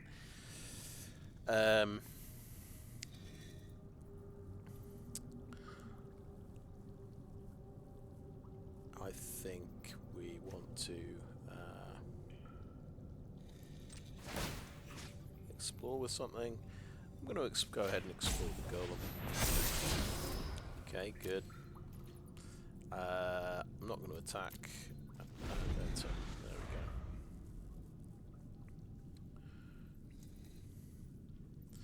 Doesn't even the Eaten by Piranhas doesn't work on this because it's +1/+1 counters we're fighting. Over the edge can destroy an artifact. Okay. Nasty. He can just keep hitting me with a goblin because it's got menace. There's not much I can do about that. Well, that's a lot of damage. He's going for it with everything. Can I just block that 4/5 and kill it? That would be nice. No, it's 7, 12, 16 damage. Can't block the 5/5. The best I can do is block the 4/3. Yeah. Does that leave me on? Yeah.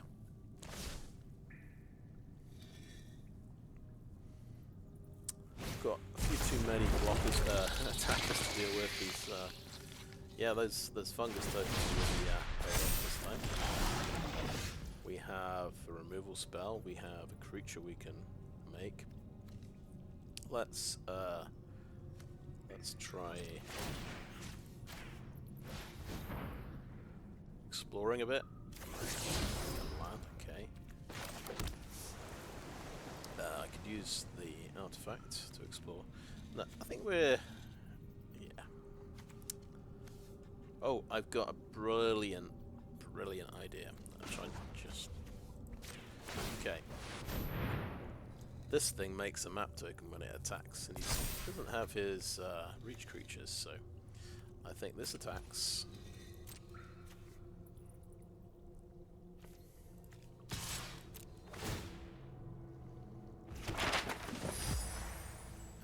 Is that sorcery speed? It's actually instant speed. Interesting. Get another blocker.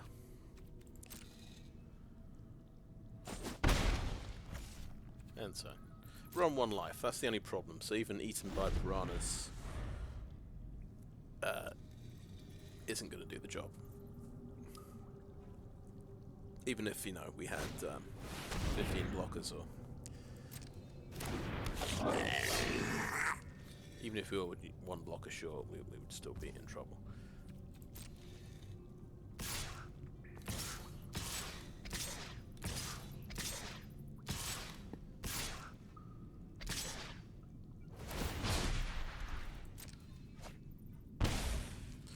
Okay, right. I still want to block the most damage, so what I do is Eaten by Piranhas only takes 1 power off that guy.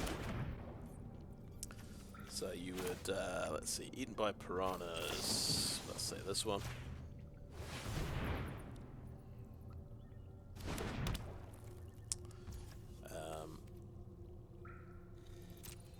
Maybe double block these. This thing.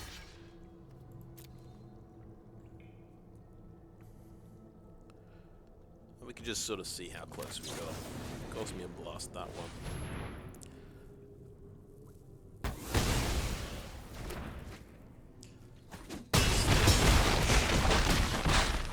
-6.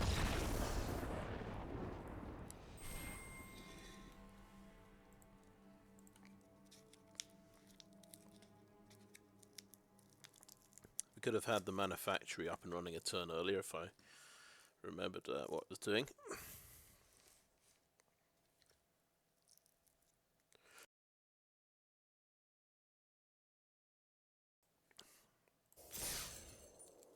But let me just... yeah. I have made that mistake a couple of times, more than a couple of times now, where I think I've transformed the artifact when I haven't.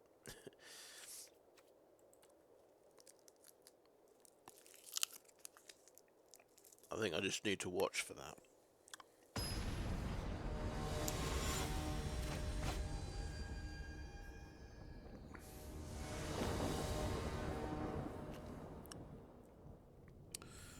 Okay, we got buried treasure on 2.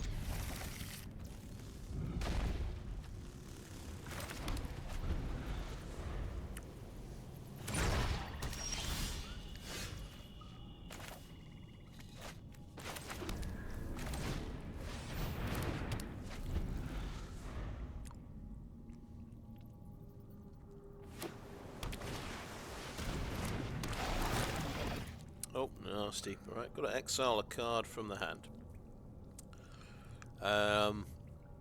Do I just take the big card draw thing? I think maybe one of my 3 drops. Maybe the Tinker's Tote goes away. Because I've got 2 3 drops. I can use one of them.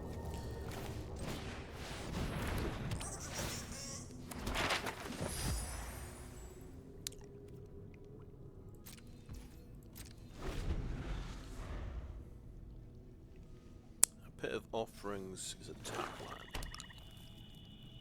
Yeah, that's right. I was going to take that out of the deck. No, I think. Okay, so that's scary.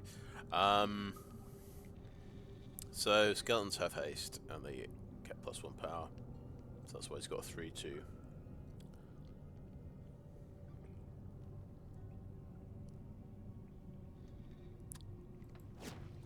So he's not getting a skeleton every single turn, or something crazy like that. If you discern it this turn, you can bounce it back so you can replay it and get another skeleton. Okay, that's fair enough. Yeah, let's block the 3/2 skeleton. And Pit of Offering. Let's see. No, it bounces back to the hand. Bounces back to the hand. Right, so. Oh, we can actually do Master's Guide-Mural here. So we have a nice 4/4 blocker on those 2 skeletons.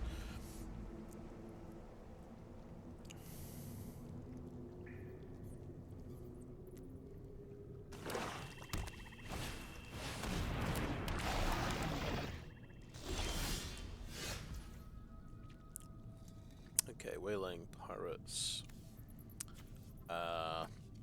Yes. Doesn't have Death Touch, good.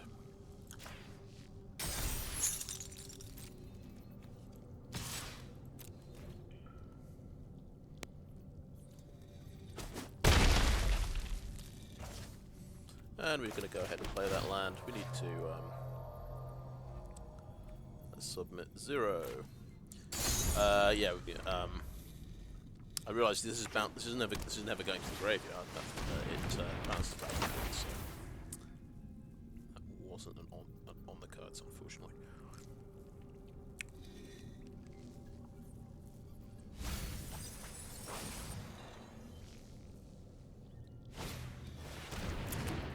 Nope, Tithing Blade. Okay, and we'll lose a 3. Those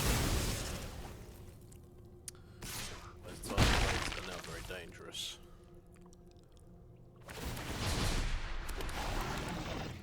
Okay, he's descended, so that goes back around. Okay, interesting. Okay, we've hit 6th land. We are 1 away from where we want to be. That's, we could explore.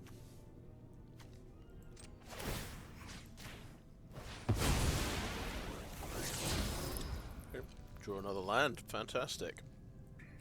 This is a sorcery. Let's draw 3. Discard 1. What does this need? Double white. Got double white. Got blue. Get rid of the island. You can see. So the only problem is we're getting battered next turn. So we keep this back to block and just hope. Do we have... Yeah, we've got buried treasure, we've got companion. We want to craft with the companion.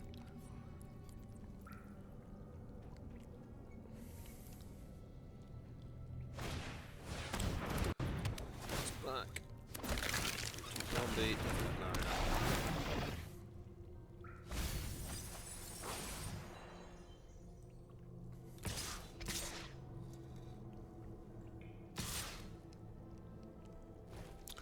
Well, I guess I'll kill your Sage of Days then.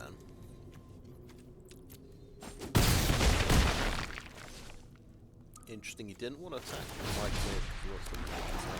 This is what the last guy was doing. He's building up his army of little dudes. Okay, we draw another island. We just straight away activate that. Exile the Cartographer's Companion.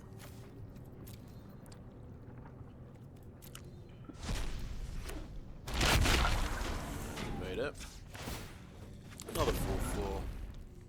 Not going to attack, he's got a Death Touch. Just going to try and survive. He's bounced that back, so he's making his zombies again. So this is quite good, the sort of zombies versus golems. Classic matchup.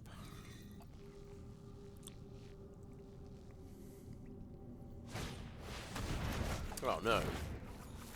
So he's got bounce target permanent. Nice rare card there. Casual rare removal card. Yeah, well, the Death Toucher. Obviously, I'm not going to block. Let's kill that 1/1. Although, little issue here for him.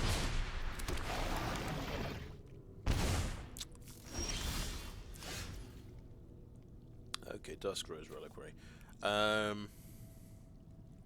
just replay this, I get another Golem.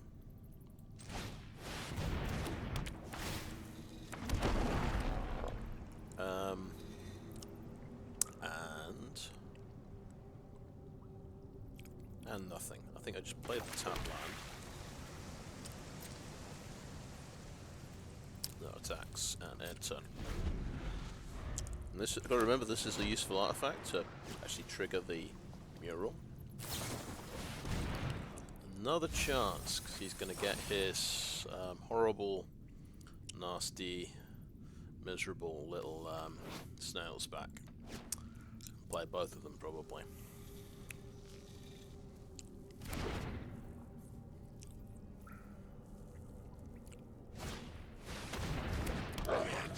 Goblin, okay.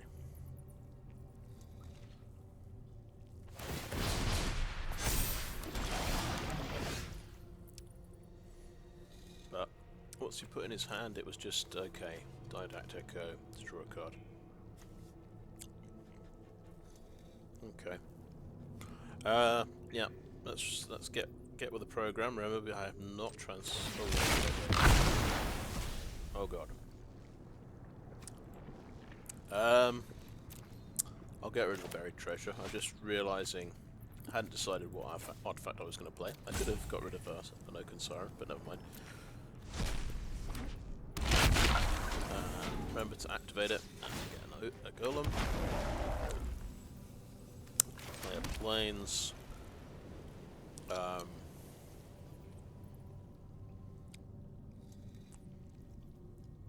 And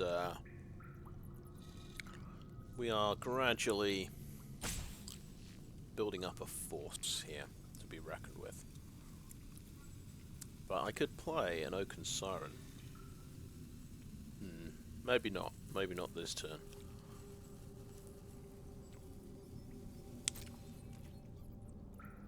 I'm going to attack with one Golem.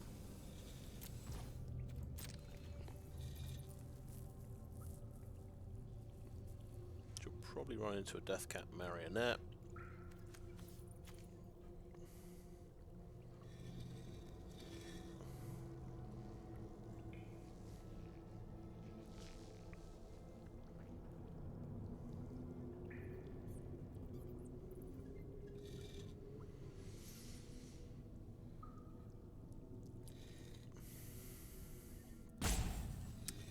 Got to be a little bit worried about that mycoid, not myconid, mycoid.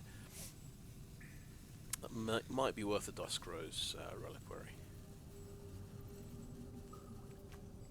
The only trouble is we basically sacrifice a golem for this.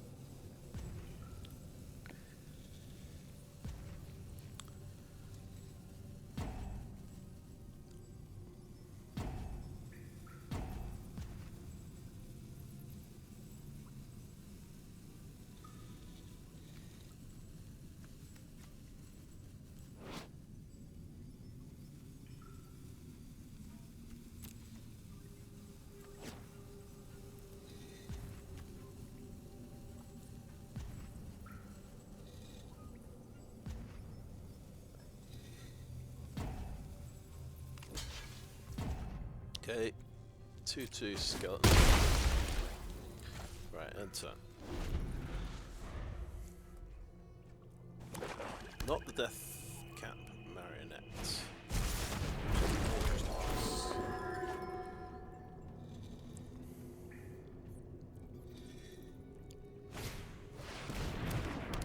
Back.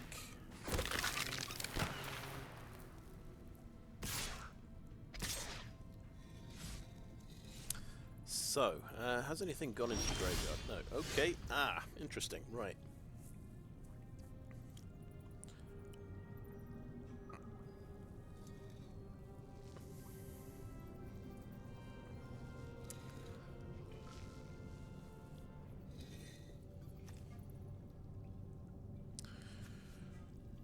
Right, we need to play an artifact. I think the artifact will be the Oaken Siren. I'll activate that. And I could petrify something.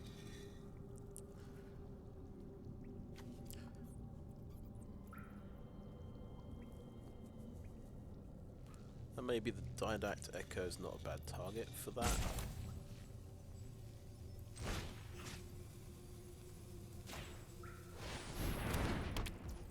Okay, that's my choice. And then 1, 2.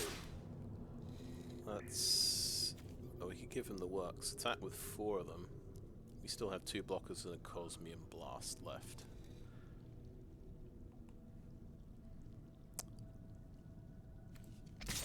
Yeah, that's out with 4.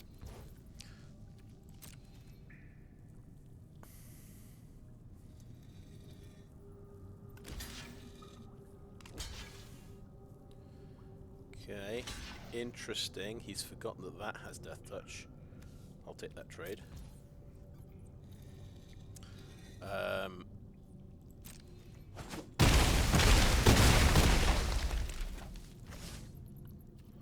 Okay, and end the turn.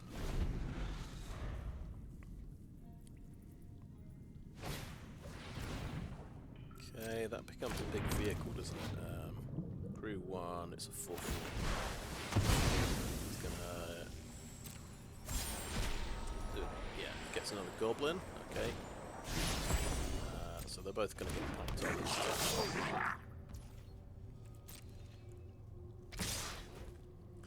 So Cosmium Blast into a goblin.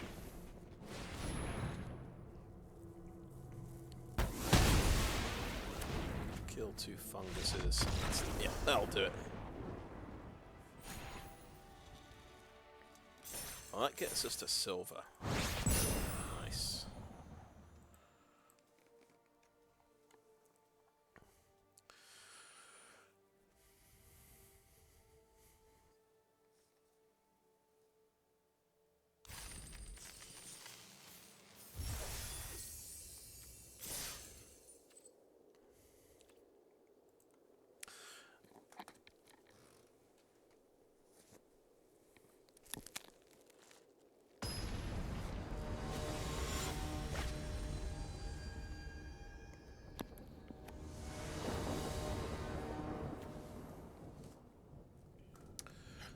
Okie doke. This looks fine. We've got a good 2-drop there and a 3-drop. Perfect. And these are both really good cards to go with Guardian of the Great Dawn. Just keeps you that points.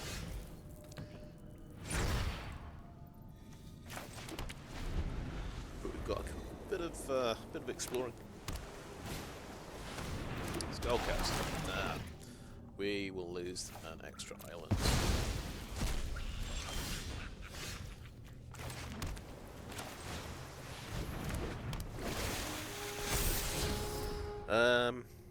Petrify, yeah, graveyard it.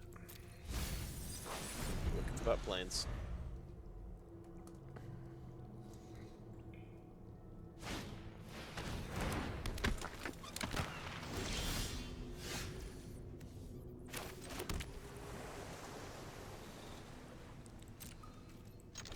Swing in.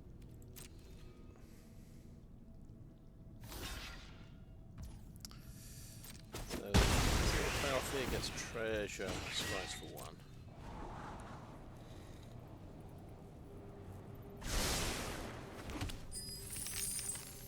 Tinker's Tote actually gives it sort of 3 things you can tap. It's just obviously we don't have the planes. I think Companion's probably the best one to go for, so we can explore a bit.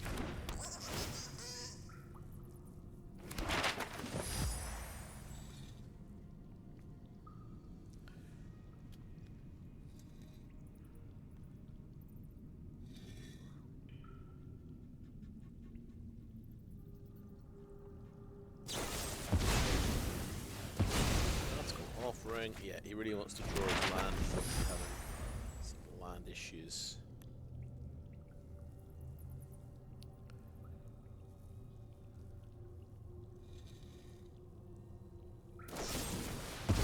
Oh wow, that bad, eh? Let's see. Well, we can afford to do Oaken Siren and an Explore. Might very well target the Oaken Siren.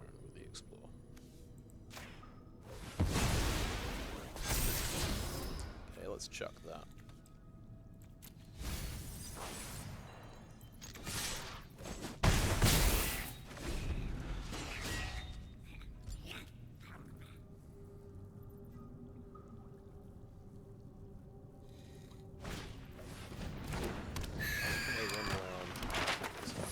Yeah, nice.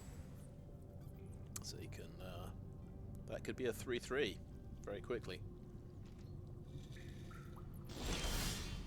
That is sorcery speed, isn't it?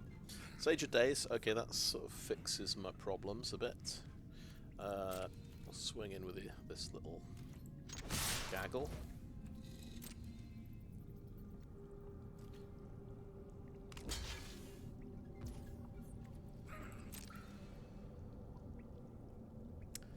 Has he got Vulnerable Fortitude? He does. Oh, nice. Eaten by Piranhas doesn't really do me any good.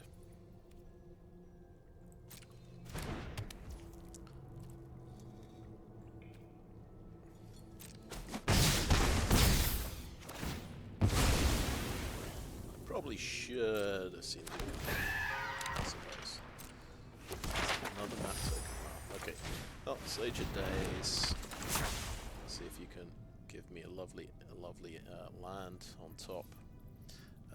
Tap land, but it does some cool stuff later. Yeah, because that's an island. We wanted the plains really, so yeah, we need to get from that.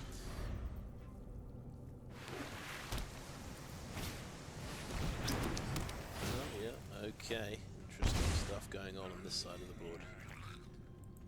It looks pretty like a pretty good deck that just had a bad start.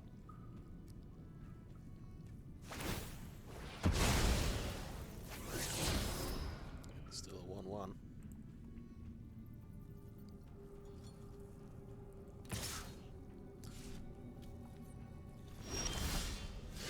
Okay, it's a tap land, so it's time for the Tinker's Tote. Actually, let's just swing in.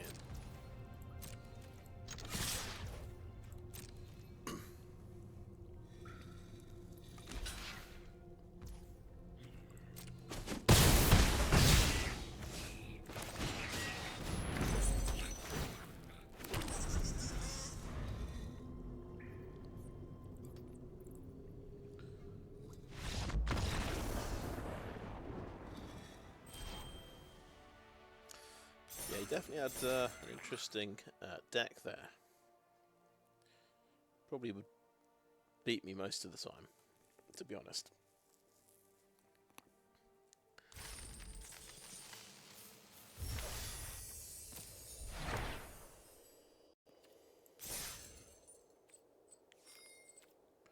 That's nice. So yeah, this is the nice big jump to 650 gems here.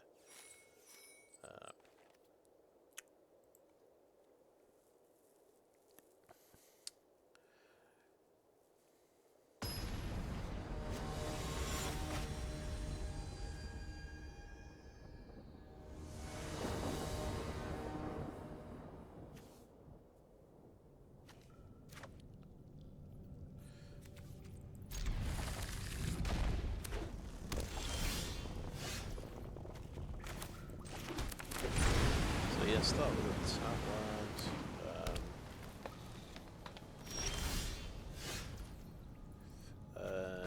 Let's treasure.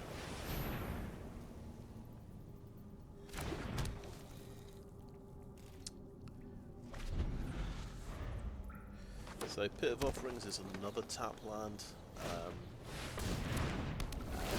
Again, I forgot to take it out of the deck because I don't think he. Actually, there's something I can have green mana. That feels good. But I want no.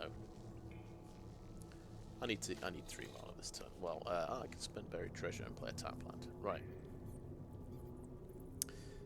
Yeah, I think no. The point was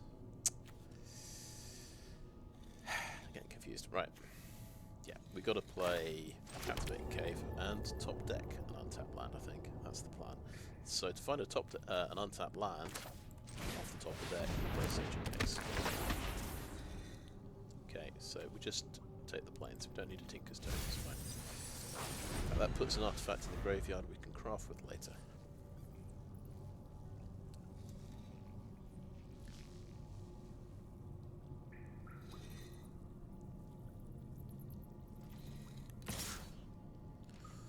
Yeah, taking that block. Have you got a giant growth or something? Is that the deal?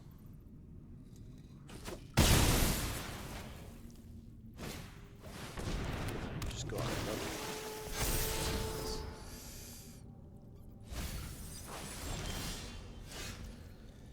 Okay, we will go ahead and we'll play the mural. Get off the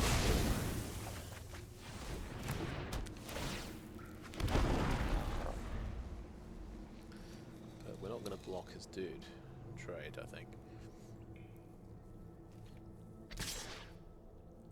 No, that gets through.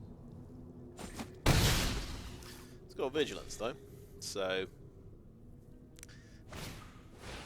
not like I'm getting through.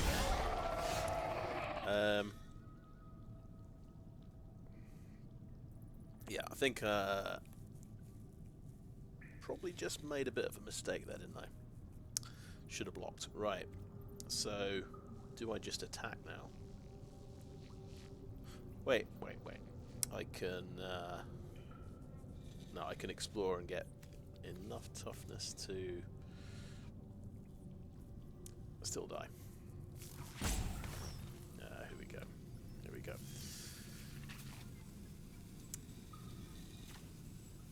Right. What I like the idea of Pit of Offerings here. This thing needs double white to, yeah. Bang, eat all of that.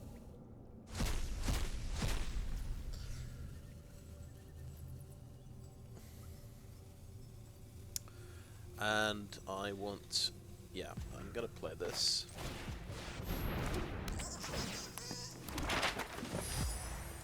I won't use the explore thing yet.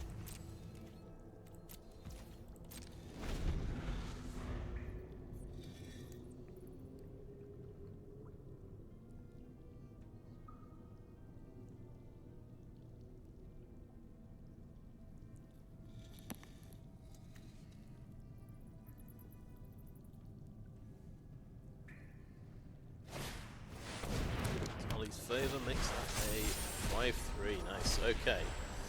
And he gets a lovely little dinosaur, I think. It's the hand because, yeah, it has a special thingy it does. Right, yeah, I'd have to trade both of those to kill that. Which doesn't feel good. But, you know, it's 2 cards for 2. I think, let's learn our lessons from last time. This thing's going to keep smacking us, and we can't really afford to take 5 damage in return. Cosmium Blast would have been great, though. Now let's just recap 6 land. One off being able to do that.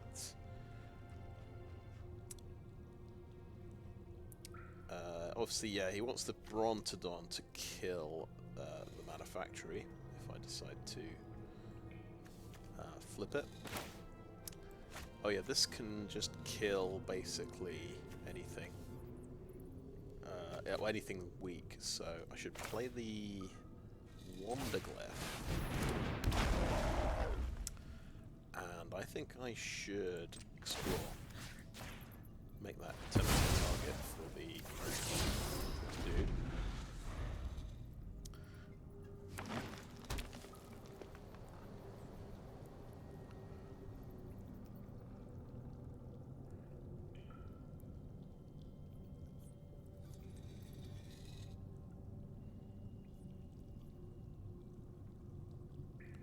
Just kill the Manufactory, okay. Not going to wait for me to spend 7 mana on it. Fair enough. For a cycle, because he's got big stuff in his hand. Fair enough.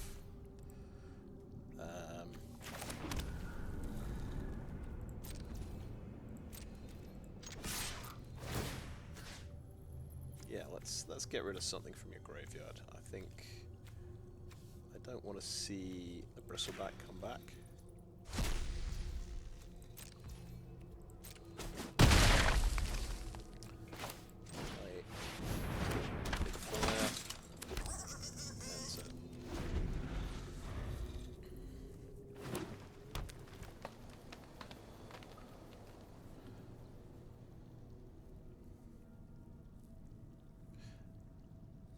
Oh yeah, his little dude can do something very soon. That's going to have 4 pass, even if I pump that twice, the little dude will be able to help him take me out. Yeah, and it's not a fight, it's a deal damage, it's a punch card. Okay, right, we're looking for land. An island.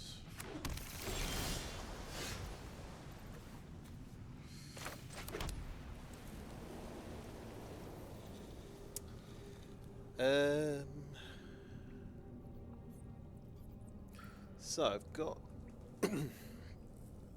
there's a chance. You're saying there's a chance. Right, buried treasure. I should tap. Don't mess about with these things. Just tap. Right. I'm gonna discover this. Waylaying Pirates. It's hit. Tap that down.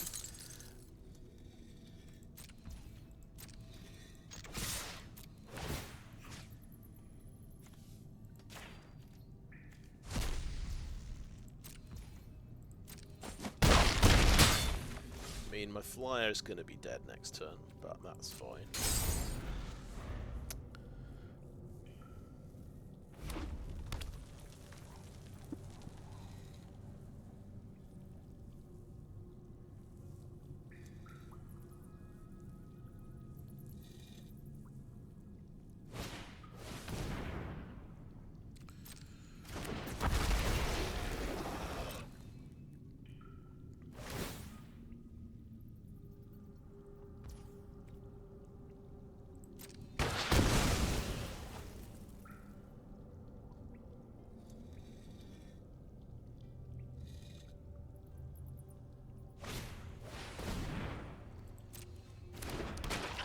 Poison Dart Frog, okay.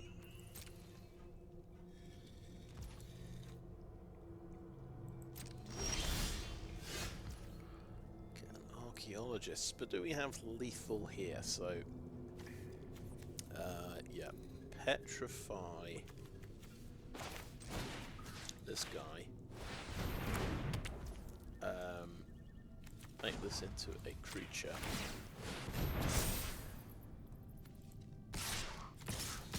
I think he, yeah. No, we don't have lethal. I think I was thinking of the Captivating Cove. Get him down to 1. Yeah, I was thinking of, yeah, if I pumped something up, that would be lethal.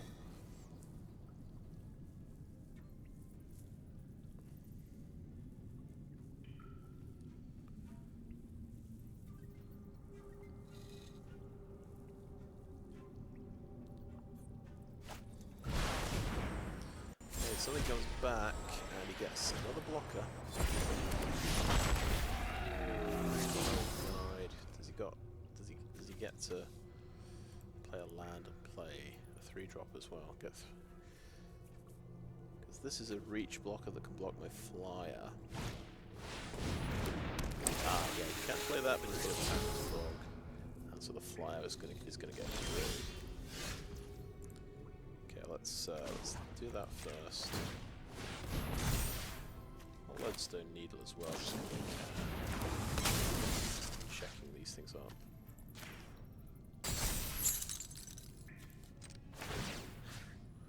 Okay, let's do that.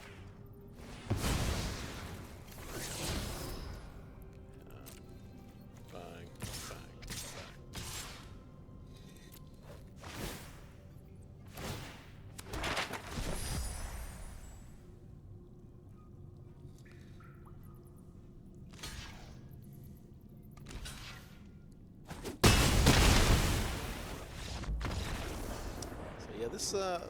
Yeah, I'd say it's worth committing to blue-white with that land as the first pick.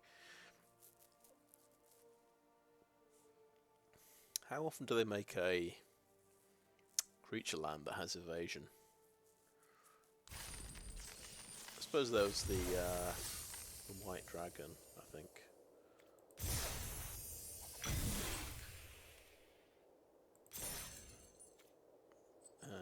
Yeah, one of them had menace. Right, let's keep going. Oh wait, I've little changed the deck. Cancel, cancel, cancel. No, can't cancel.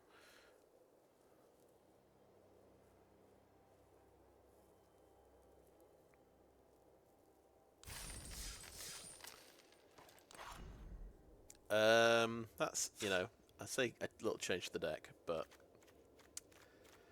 do we cut Pit of Offerings? Because arguably potentially this can mess somebody up who's got a graveyard strategy.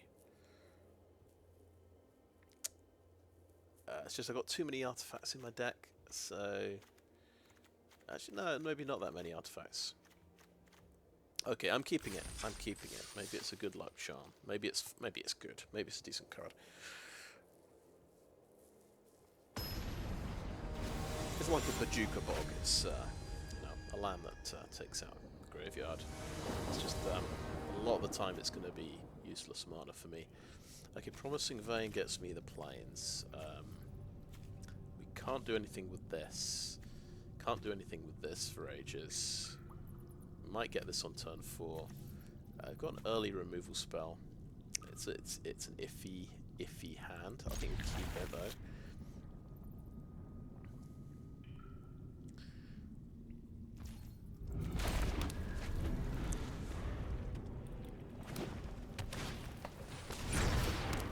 That's a fast start.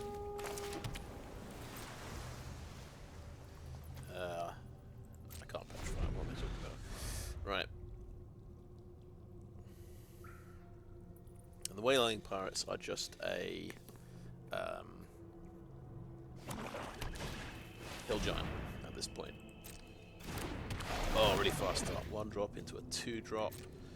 Incredible start. Oh wow, that's a nice rare. Vampire Demon 6/6 flying for 8. Each player sacrifices all other creatures. And then all the creature cards from the graveyard comes back to the battlefield. Nice. Yeah.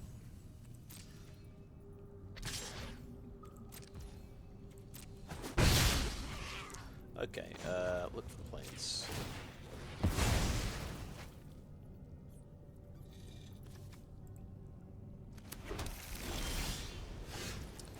We have a block.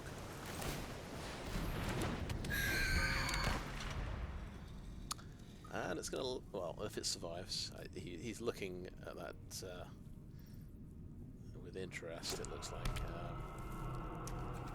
Caverns more. Has anyone ever activated this in draft? I'd be very impressed. Haslam Stone Tree, bit of ramp.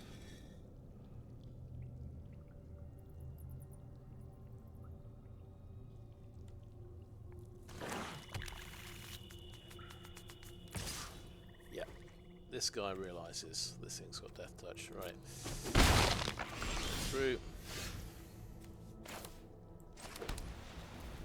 And it's, yeah, let's discard. Oh wait, what am I doing? Attack with my Vigilance Monador. It's a nice sort of quality of life improvement for the Monadors. It's just a straight up buff, isn't it?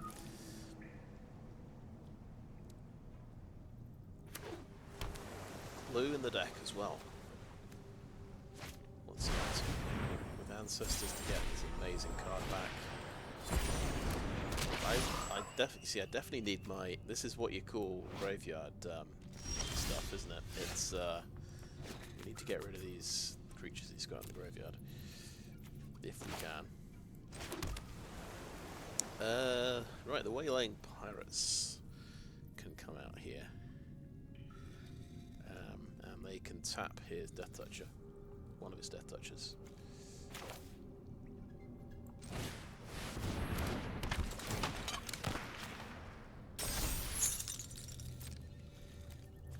These.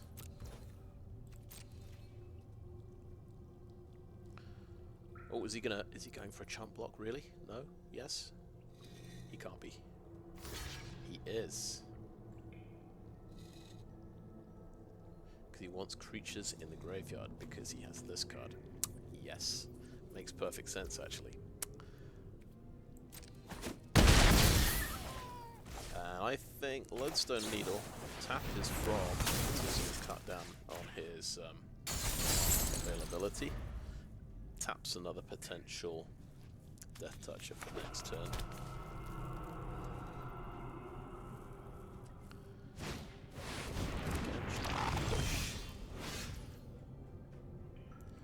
5/5 lifelink. That's obscene. Okay, yeah, it does cost 8 mana, I suppose. Well, that gets petrified. That's a given. Right, Lodestone Needle. No. No. Just attack that. We didn't put an artifact in the graveyard yet. How close is he to getting his ridiculous card? Okay, I think let's see. Well, yeah, he's gonna do better out of it than me. It's fair to say. But we can try and do something. Just wonder, do I play an Oaken Siren? Yeah, let's play an Oaken Siren. Let's play into his ridiculousness. Maybe he just won't be able to draw another land. Drew another land. Okay, so next turn it is a Bringer of the Last Gift. That's definitely happening.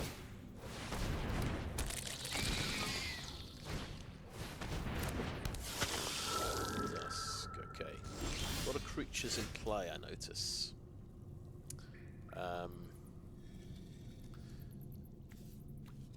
Right, I actually have 7 mana here. And I can flip my manufactory, which is pretty exciting. If I attack on the ground, I kill creatures, which then come back immediately. So do not attack on the ground is the watchword here. So we're just going to attack in the air.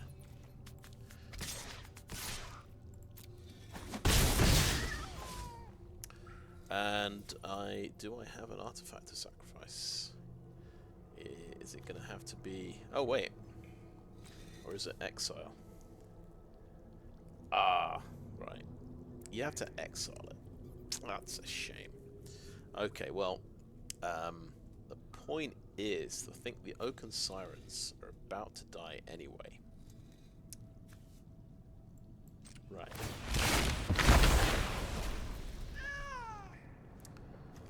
So,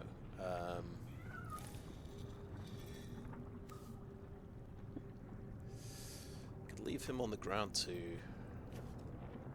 So maybe I sacrifice the Golem. No, let's lose an Oaken Siren. Let's lose an Oaken Siren. Right. So it kind of forces him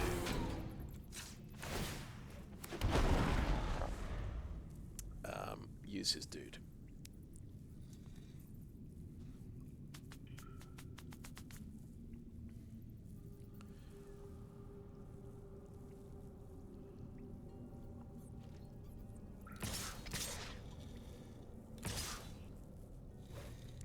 Yep, not blocking that. Here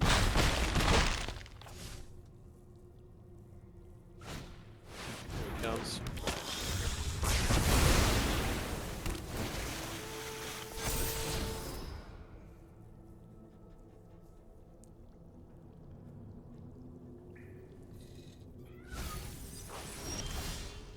Right, so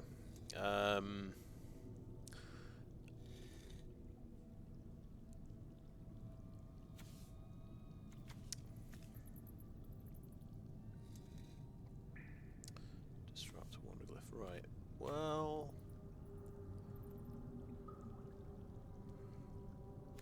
we could just lowball it here a bit and go for the companion.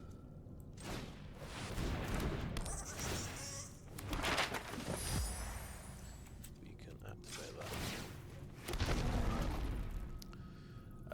We can play a 4/4 now. We can actually tap all of those and play this. We'll see what his last card is. Maybe it is a removal card. So it's very appropriate. An angel coming to meet the vampire demon. Probably immediately getting obliterated, but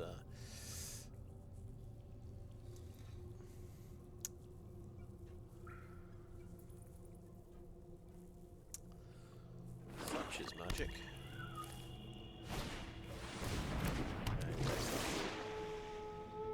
Explore thingy, right? He's got, yeah, he needs more.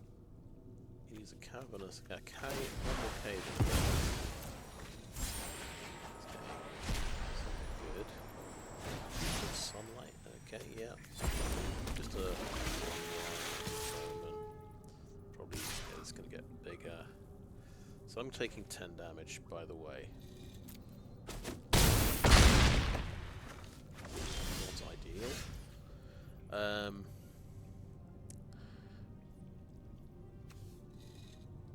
Right, obviously this is not transformed yet. I'm just thinking I want to get a 6/6. It's a shame this doesn't have vigilance. That would really be nice at this point. So let's have a look. What's in the graveyard? Haha, we do have an Oaken Siren. I think the hope here is... Okay, well let's try one thing. This, we have to not hit a land on top, basically, I think, is the thing. Oh, thank God for that. Okay, so this goes with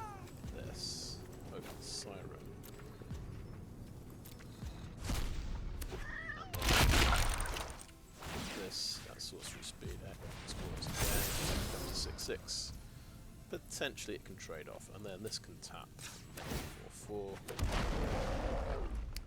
I'm only on 4 life. I need everything back to block. All of these things can just block, and you can survive. So no attacks.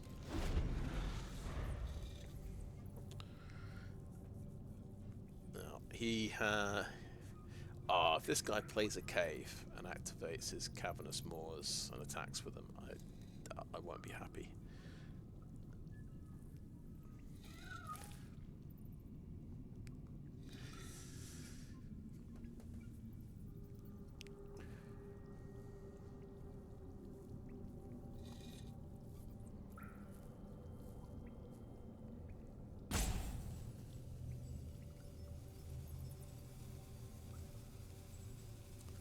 Alright, what card is it?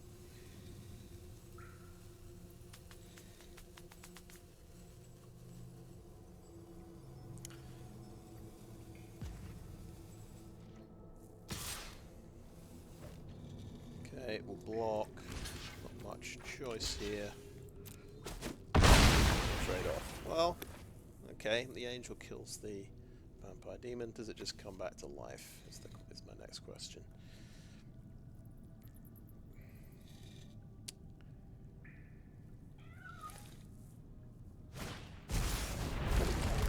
Okay, he has a 5/4 creature. That's not bad. Okay,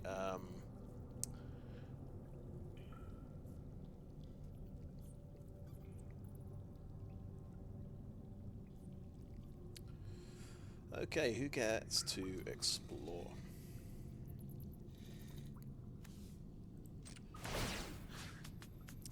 Is it the Cartographer's Companion? I think maybe it is. Okay. Is that good? We can't play Cosmium Blast if I want to play a Wanderglyph, and of course I'm going to play a Wanderglyph, so I can activate that.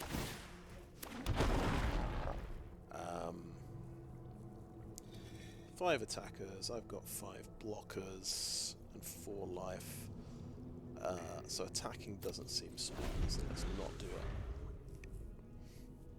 What's the ability on this, because he's got it. Right, it gets bigger and bigger. Okay.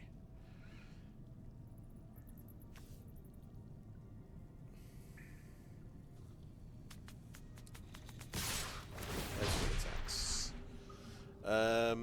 Now there's a few issues here, so let's have a look.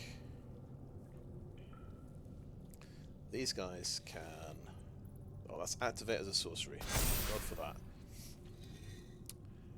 So, the issue is I want to double block that.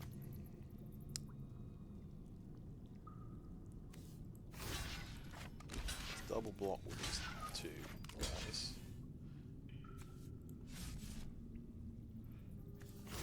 Or are we trade? No, we're trading there. Double block like that. Block there. Block there. And see what happens. One of them gets through. Is it a finisher card he's got in his hand? Let's see. Giant Growth wins it for him. Because arguably I've gone greedy there and let one of his guys through when I could just chump block somewhere. And staggering size. Okay, it was trample and giant growth, so I was out of luck there. Okay, fair enough.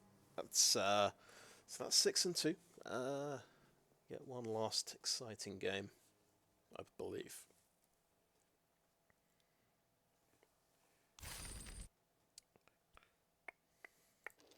Yeah, 6 and 2.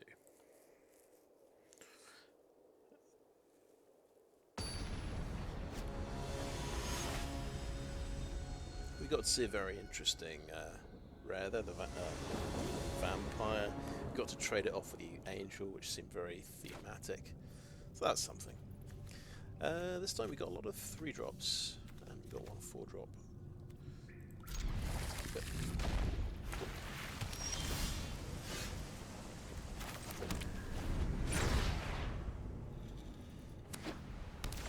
So we remember, double white is quite important.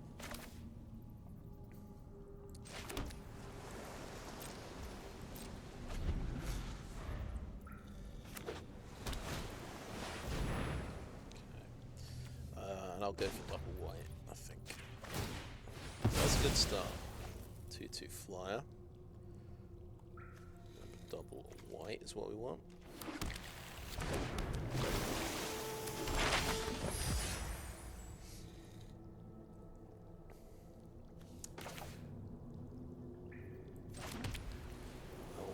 I think I want the Cartographer's going to be here.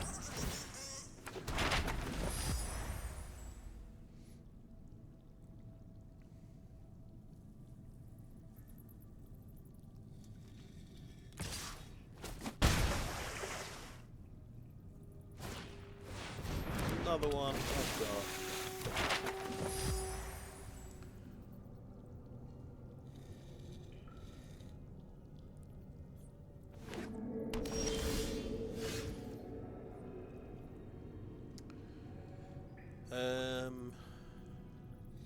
Oaken Siren plus a map could do wonders. I'll see if he actually wants to block. That would be nice. We're going to play that land. We'll play an Oaken Siren. See, it loves to just not tap the useless land.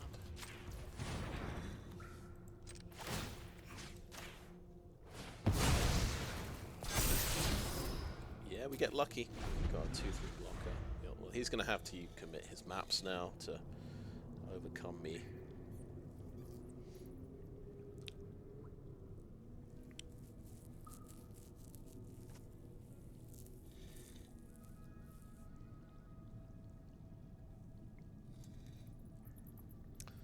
So another blue-white deck.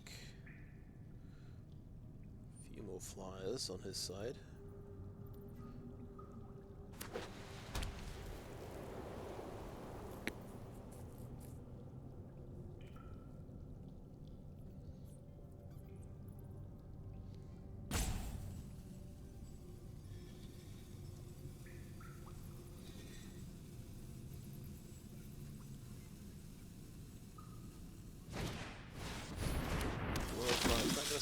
Actually sacrifice something?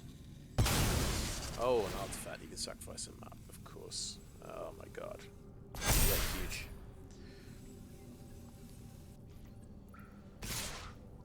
Six damage.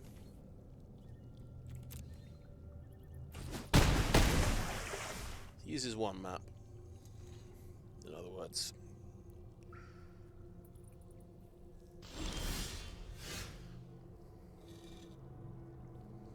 Okay, stopped enough. He's got Lodestone Needle. Okay.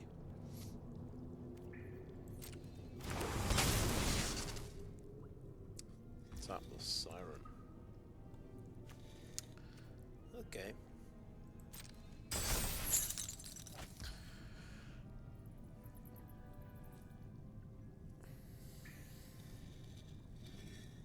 We can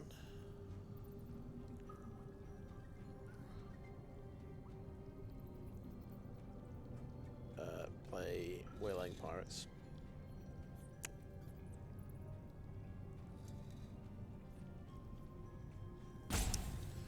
I could play this. No, maybe it's well, that stops 3 damage.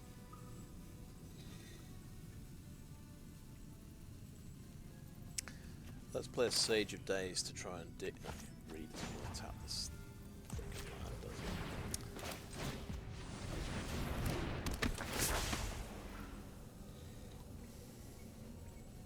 it? Okay, so can we play a 4/4 flyer?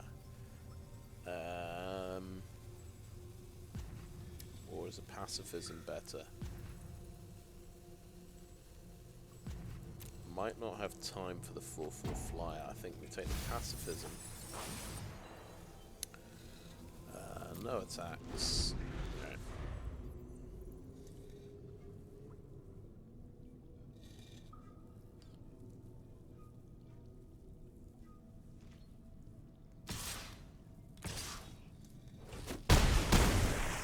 But now we need to stop both of them. I think the only thing was that the 4/4 flyer would. No, what am I talking about? What am I talking about? Stopping one of them, buying us another turn.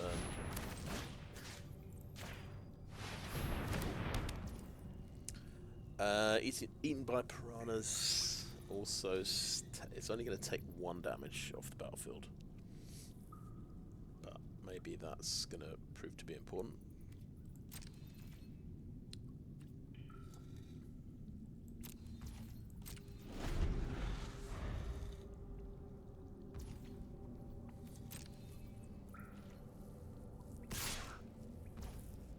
Turns it into instead of a 2-turn clock, it's a 3-turn clock. So,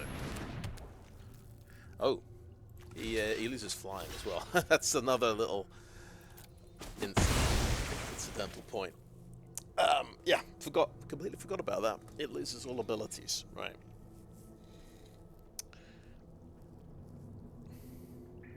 We did a lot of damage though.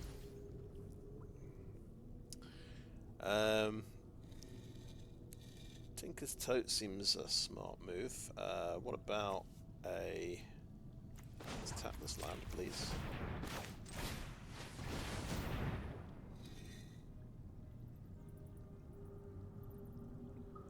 Oh, he's got a counter spell. He's got Pearl into his tree. Oh my god. He's got the counter spell. So he gets a free thing, and I'll do no attacks.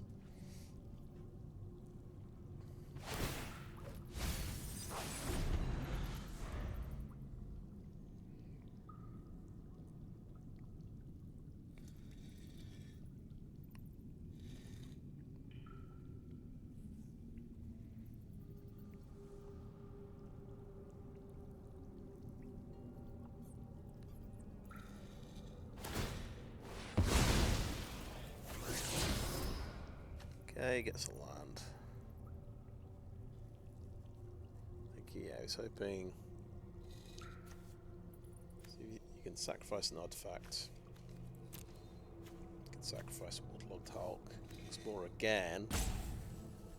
It could be a 5/4, and then I probably either go down to 1 life or I have to jump block.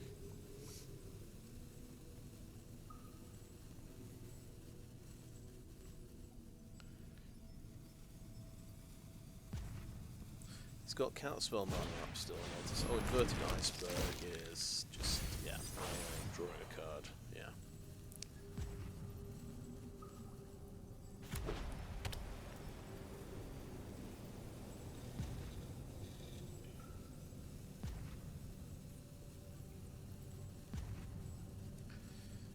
I should have my Oaken Siren back next turn, well, unless he kills it.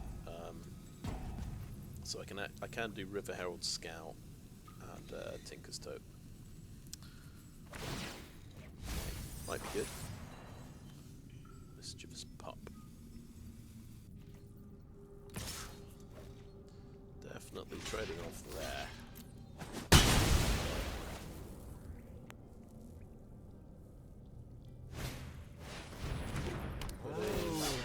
Token on himself, I guess. Ah, that was another way of getting a token. Okay, we have a tapped land. Let's try. I get land. We can do a 4-mana spell if we want, but I don't think we want to do that. So I'm going to attack with Siren for 2.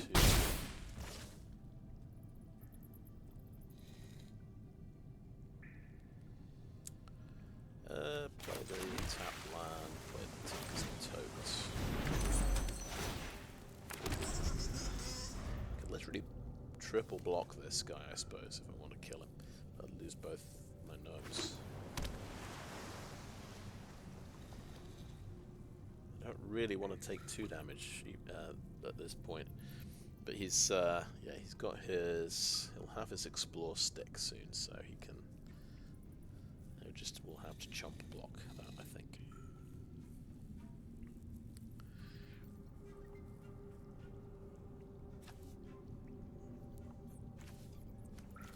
Just looking at artifacts I can bring back. Just Cartographer's Companion, I think, with the Archaeologists.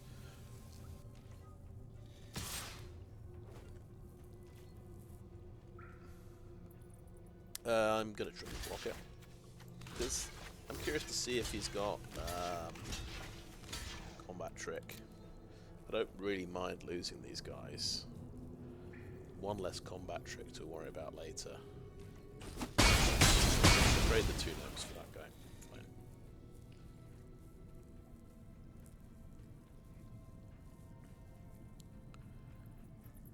Now he's got a lot of artifacts in his deck. He has more stuff. Okay, he has the gem guard. That thing's quite frightening. Yeah, just tap 2 artifacts, pump it up.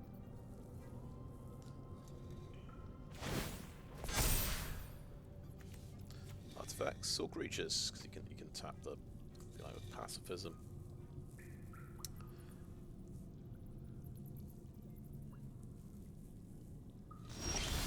Yeah, absolutely terrifying. Okay.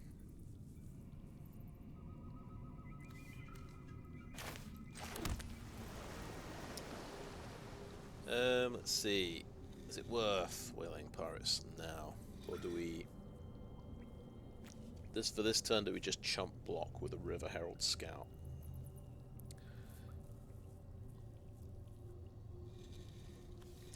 I could play the Archaeologists and get the get another chump blocker back, get a Cartographer's Companion back.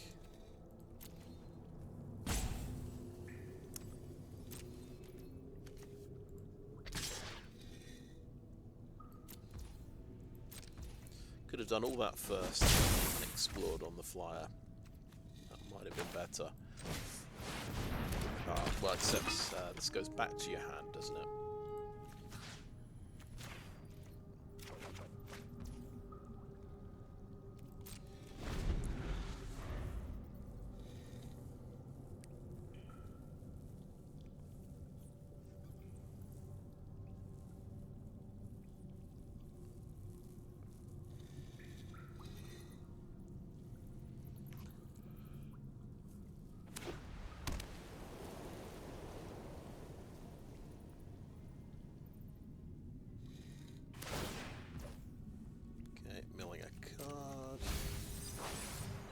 How many of these turn into creatures? Oh yeah, that's 6 mana to make a creature. So you can definitely do that as well and have another scary thing. But he's gonna take a gamble on Discover 4. He's got another, like he's got an Oaken Siren.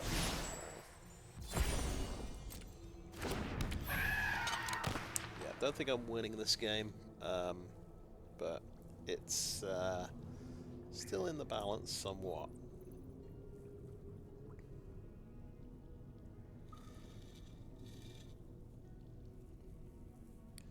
I think if he just went for that, making the 6/6 creature there, I would be in trouble.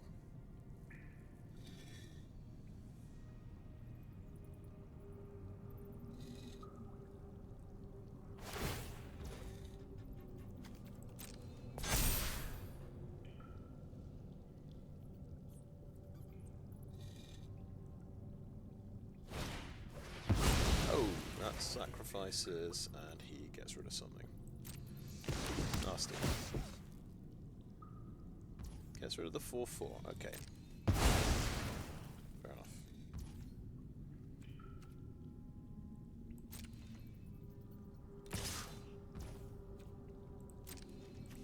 Well, that one's chump blocking.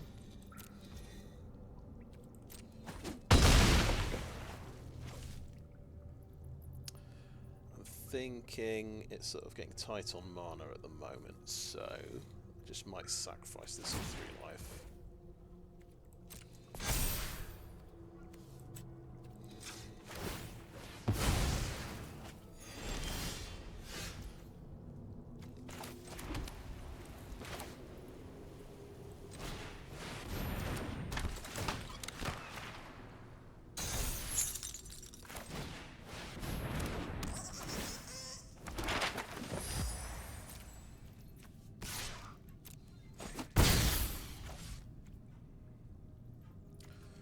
Oh, could have.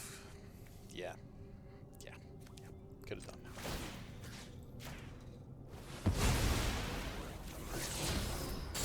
There's a land anyway. Okay.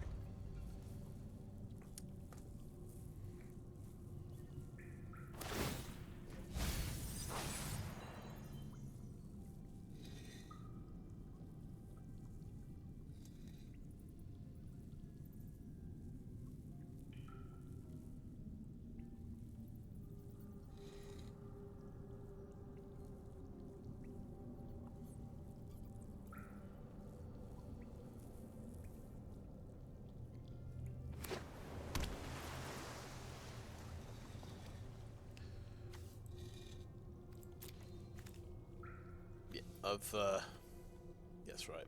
He's Petrify on his flyer.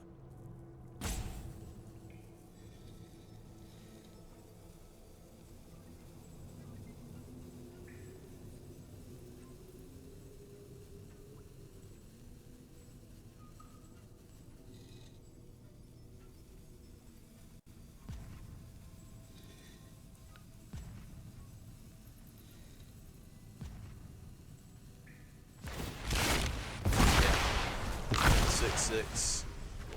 Very difficult for me to deal with as well.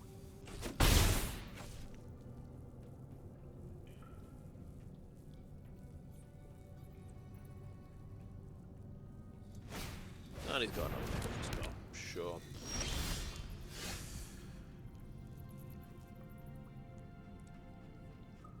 Okay, let's see. Wanderglyph.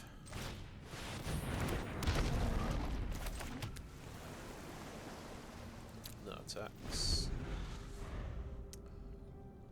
So they've got a good block against the 6/6 here.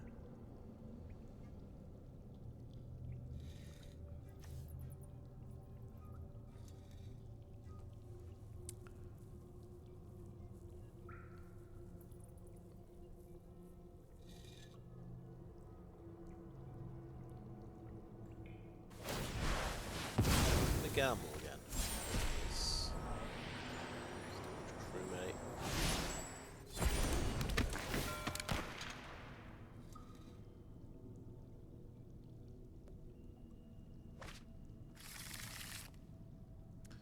Okay, yeah, you can cast that. 5 damage to a tapped creature.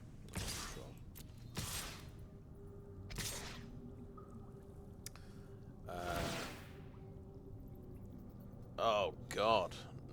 Well, that's an ability I forgot about. I thought, oh yes, yeah, it just turns into a 6/6 creature. No, it's brutal. It taps it down as well. Okay, so I think blocking there, sharp blocking there, and taking 7.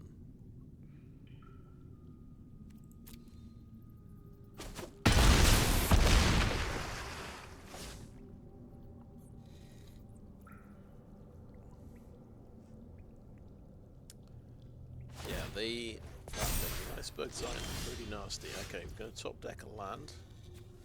We're going to swing at 4 defences with this thing.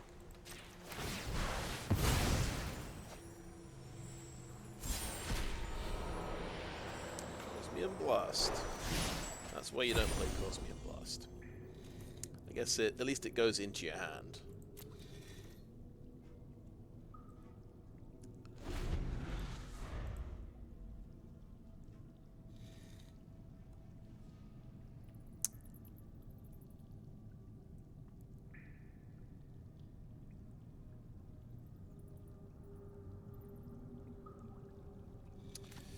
Yeah, I mean, we nearly lost to the start there. We had 2 Waterwind Scouts and something to pump them up with Purifier. 2 3/3 flyers early, and he just had the better late game as well, just the bigger creatures.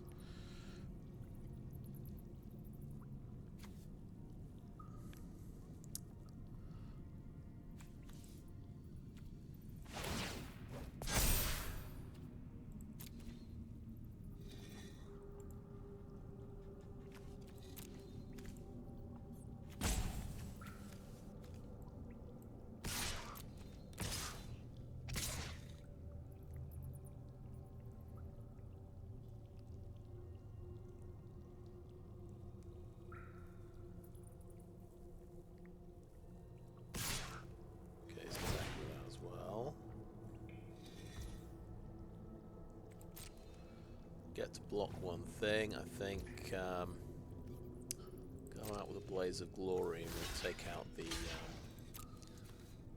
iceberg titan. That.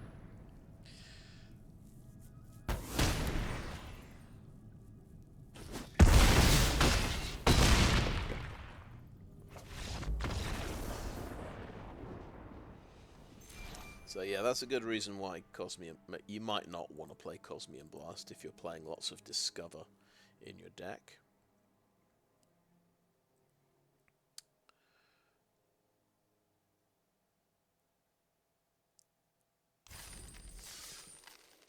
Right, we got to. I'm happy with that. We got to 6 wins. I think we had a loss after I got to 3 wins. So I went 3-1, and then I think the other, probably the last 2 were at 6 wins. Where it's, you know, I think you get matched up against other people with 6 wins. I expect, so it's a bit tougher. So in the draft, I made it just a simple decision. I opened a Restless Anchorage, and I thought that's a good enough reason to go blue-white. It's an evasion creature on a land, so you know, you can't get killed by sorceries, and it's got flying, so it's gonna win a few games for you. It's very difficult to deal with. You need an instant of some kind. Yeah, Cosmium Blast, for example.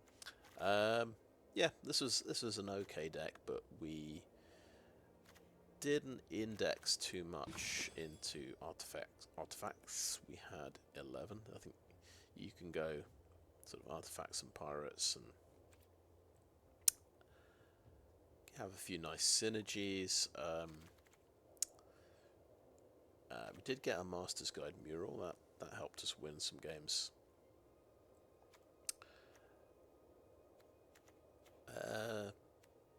Let's see.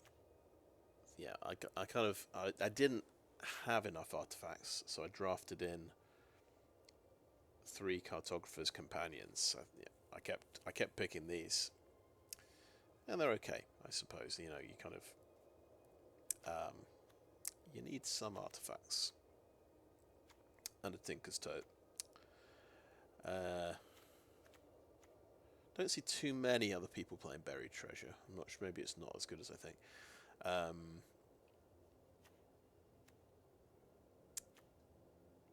But yeah, it was an okay deck, bit of a mishmash. We tried Guardian of the Great Door, and this deck can sort of use this card to some extent. Tinker's Tote goes very well with it. And then Cartographer's Companion goes quite well. So it's probably not badly placed here. And 4/4 flyers tend to be pretty good in draft. I thought the Disruptor Wanderglyph was better than I thought it would be. Yeah, good for eating the graveyard. There's a few people are trying the graveyard strategy. That can be a bit of a spoiler. Archaeologists were fine. Yeah. But yeah, in the 3-drop slot, I guess the thing we're missing are rather than a Cartographer's Companion, we'd much rather have the 2/2 flyer that makes a map token. That's just much more aggressive, and so that's kind of an obvious upgrade to the deck. Yeah, you definitely want that flyer rather than the Companion here.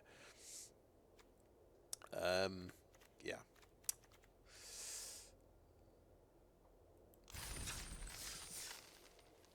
So we're lucky. We get a couple of packs. 850 gems is pretty nice. So my target, I started on 2030 gems. So the target is 3400 for the Mastery Pass. So we've got over halfway there from where we started today. So I'm pretty happy with that.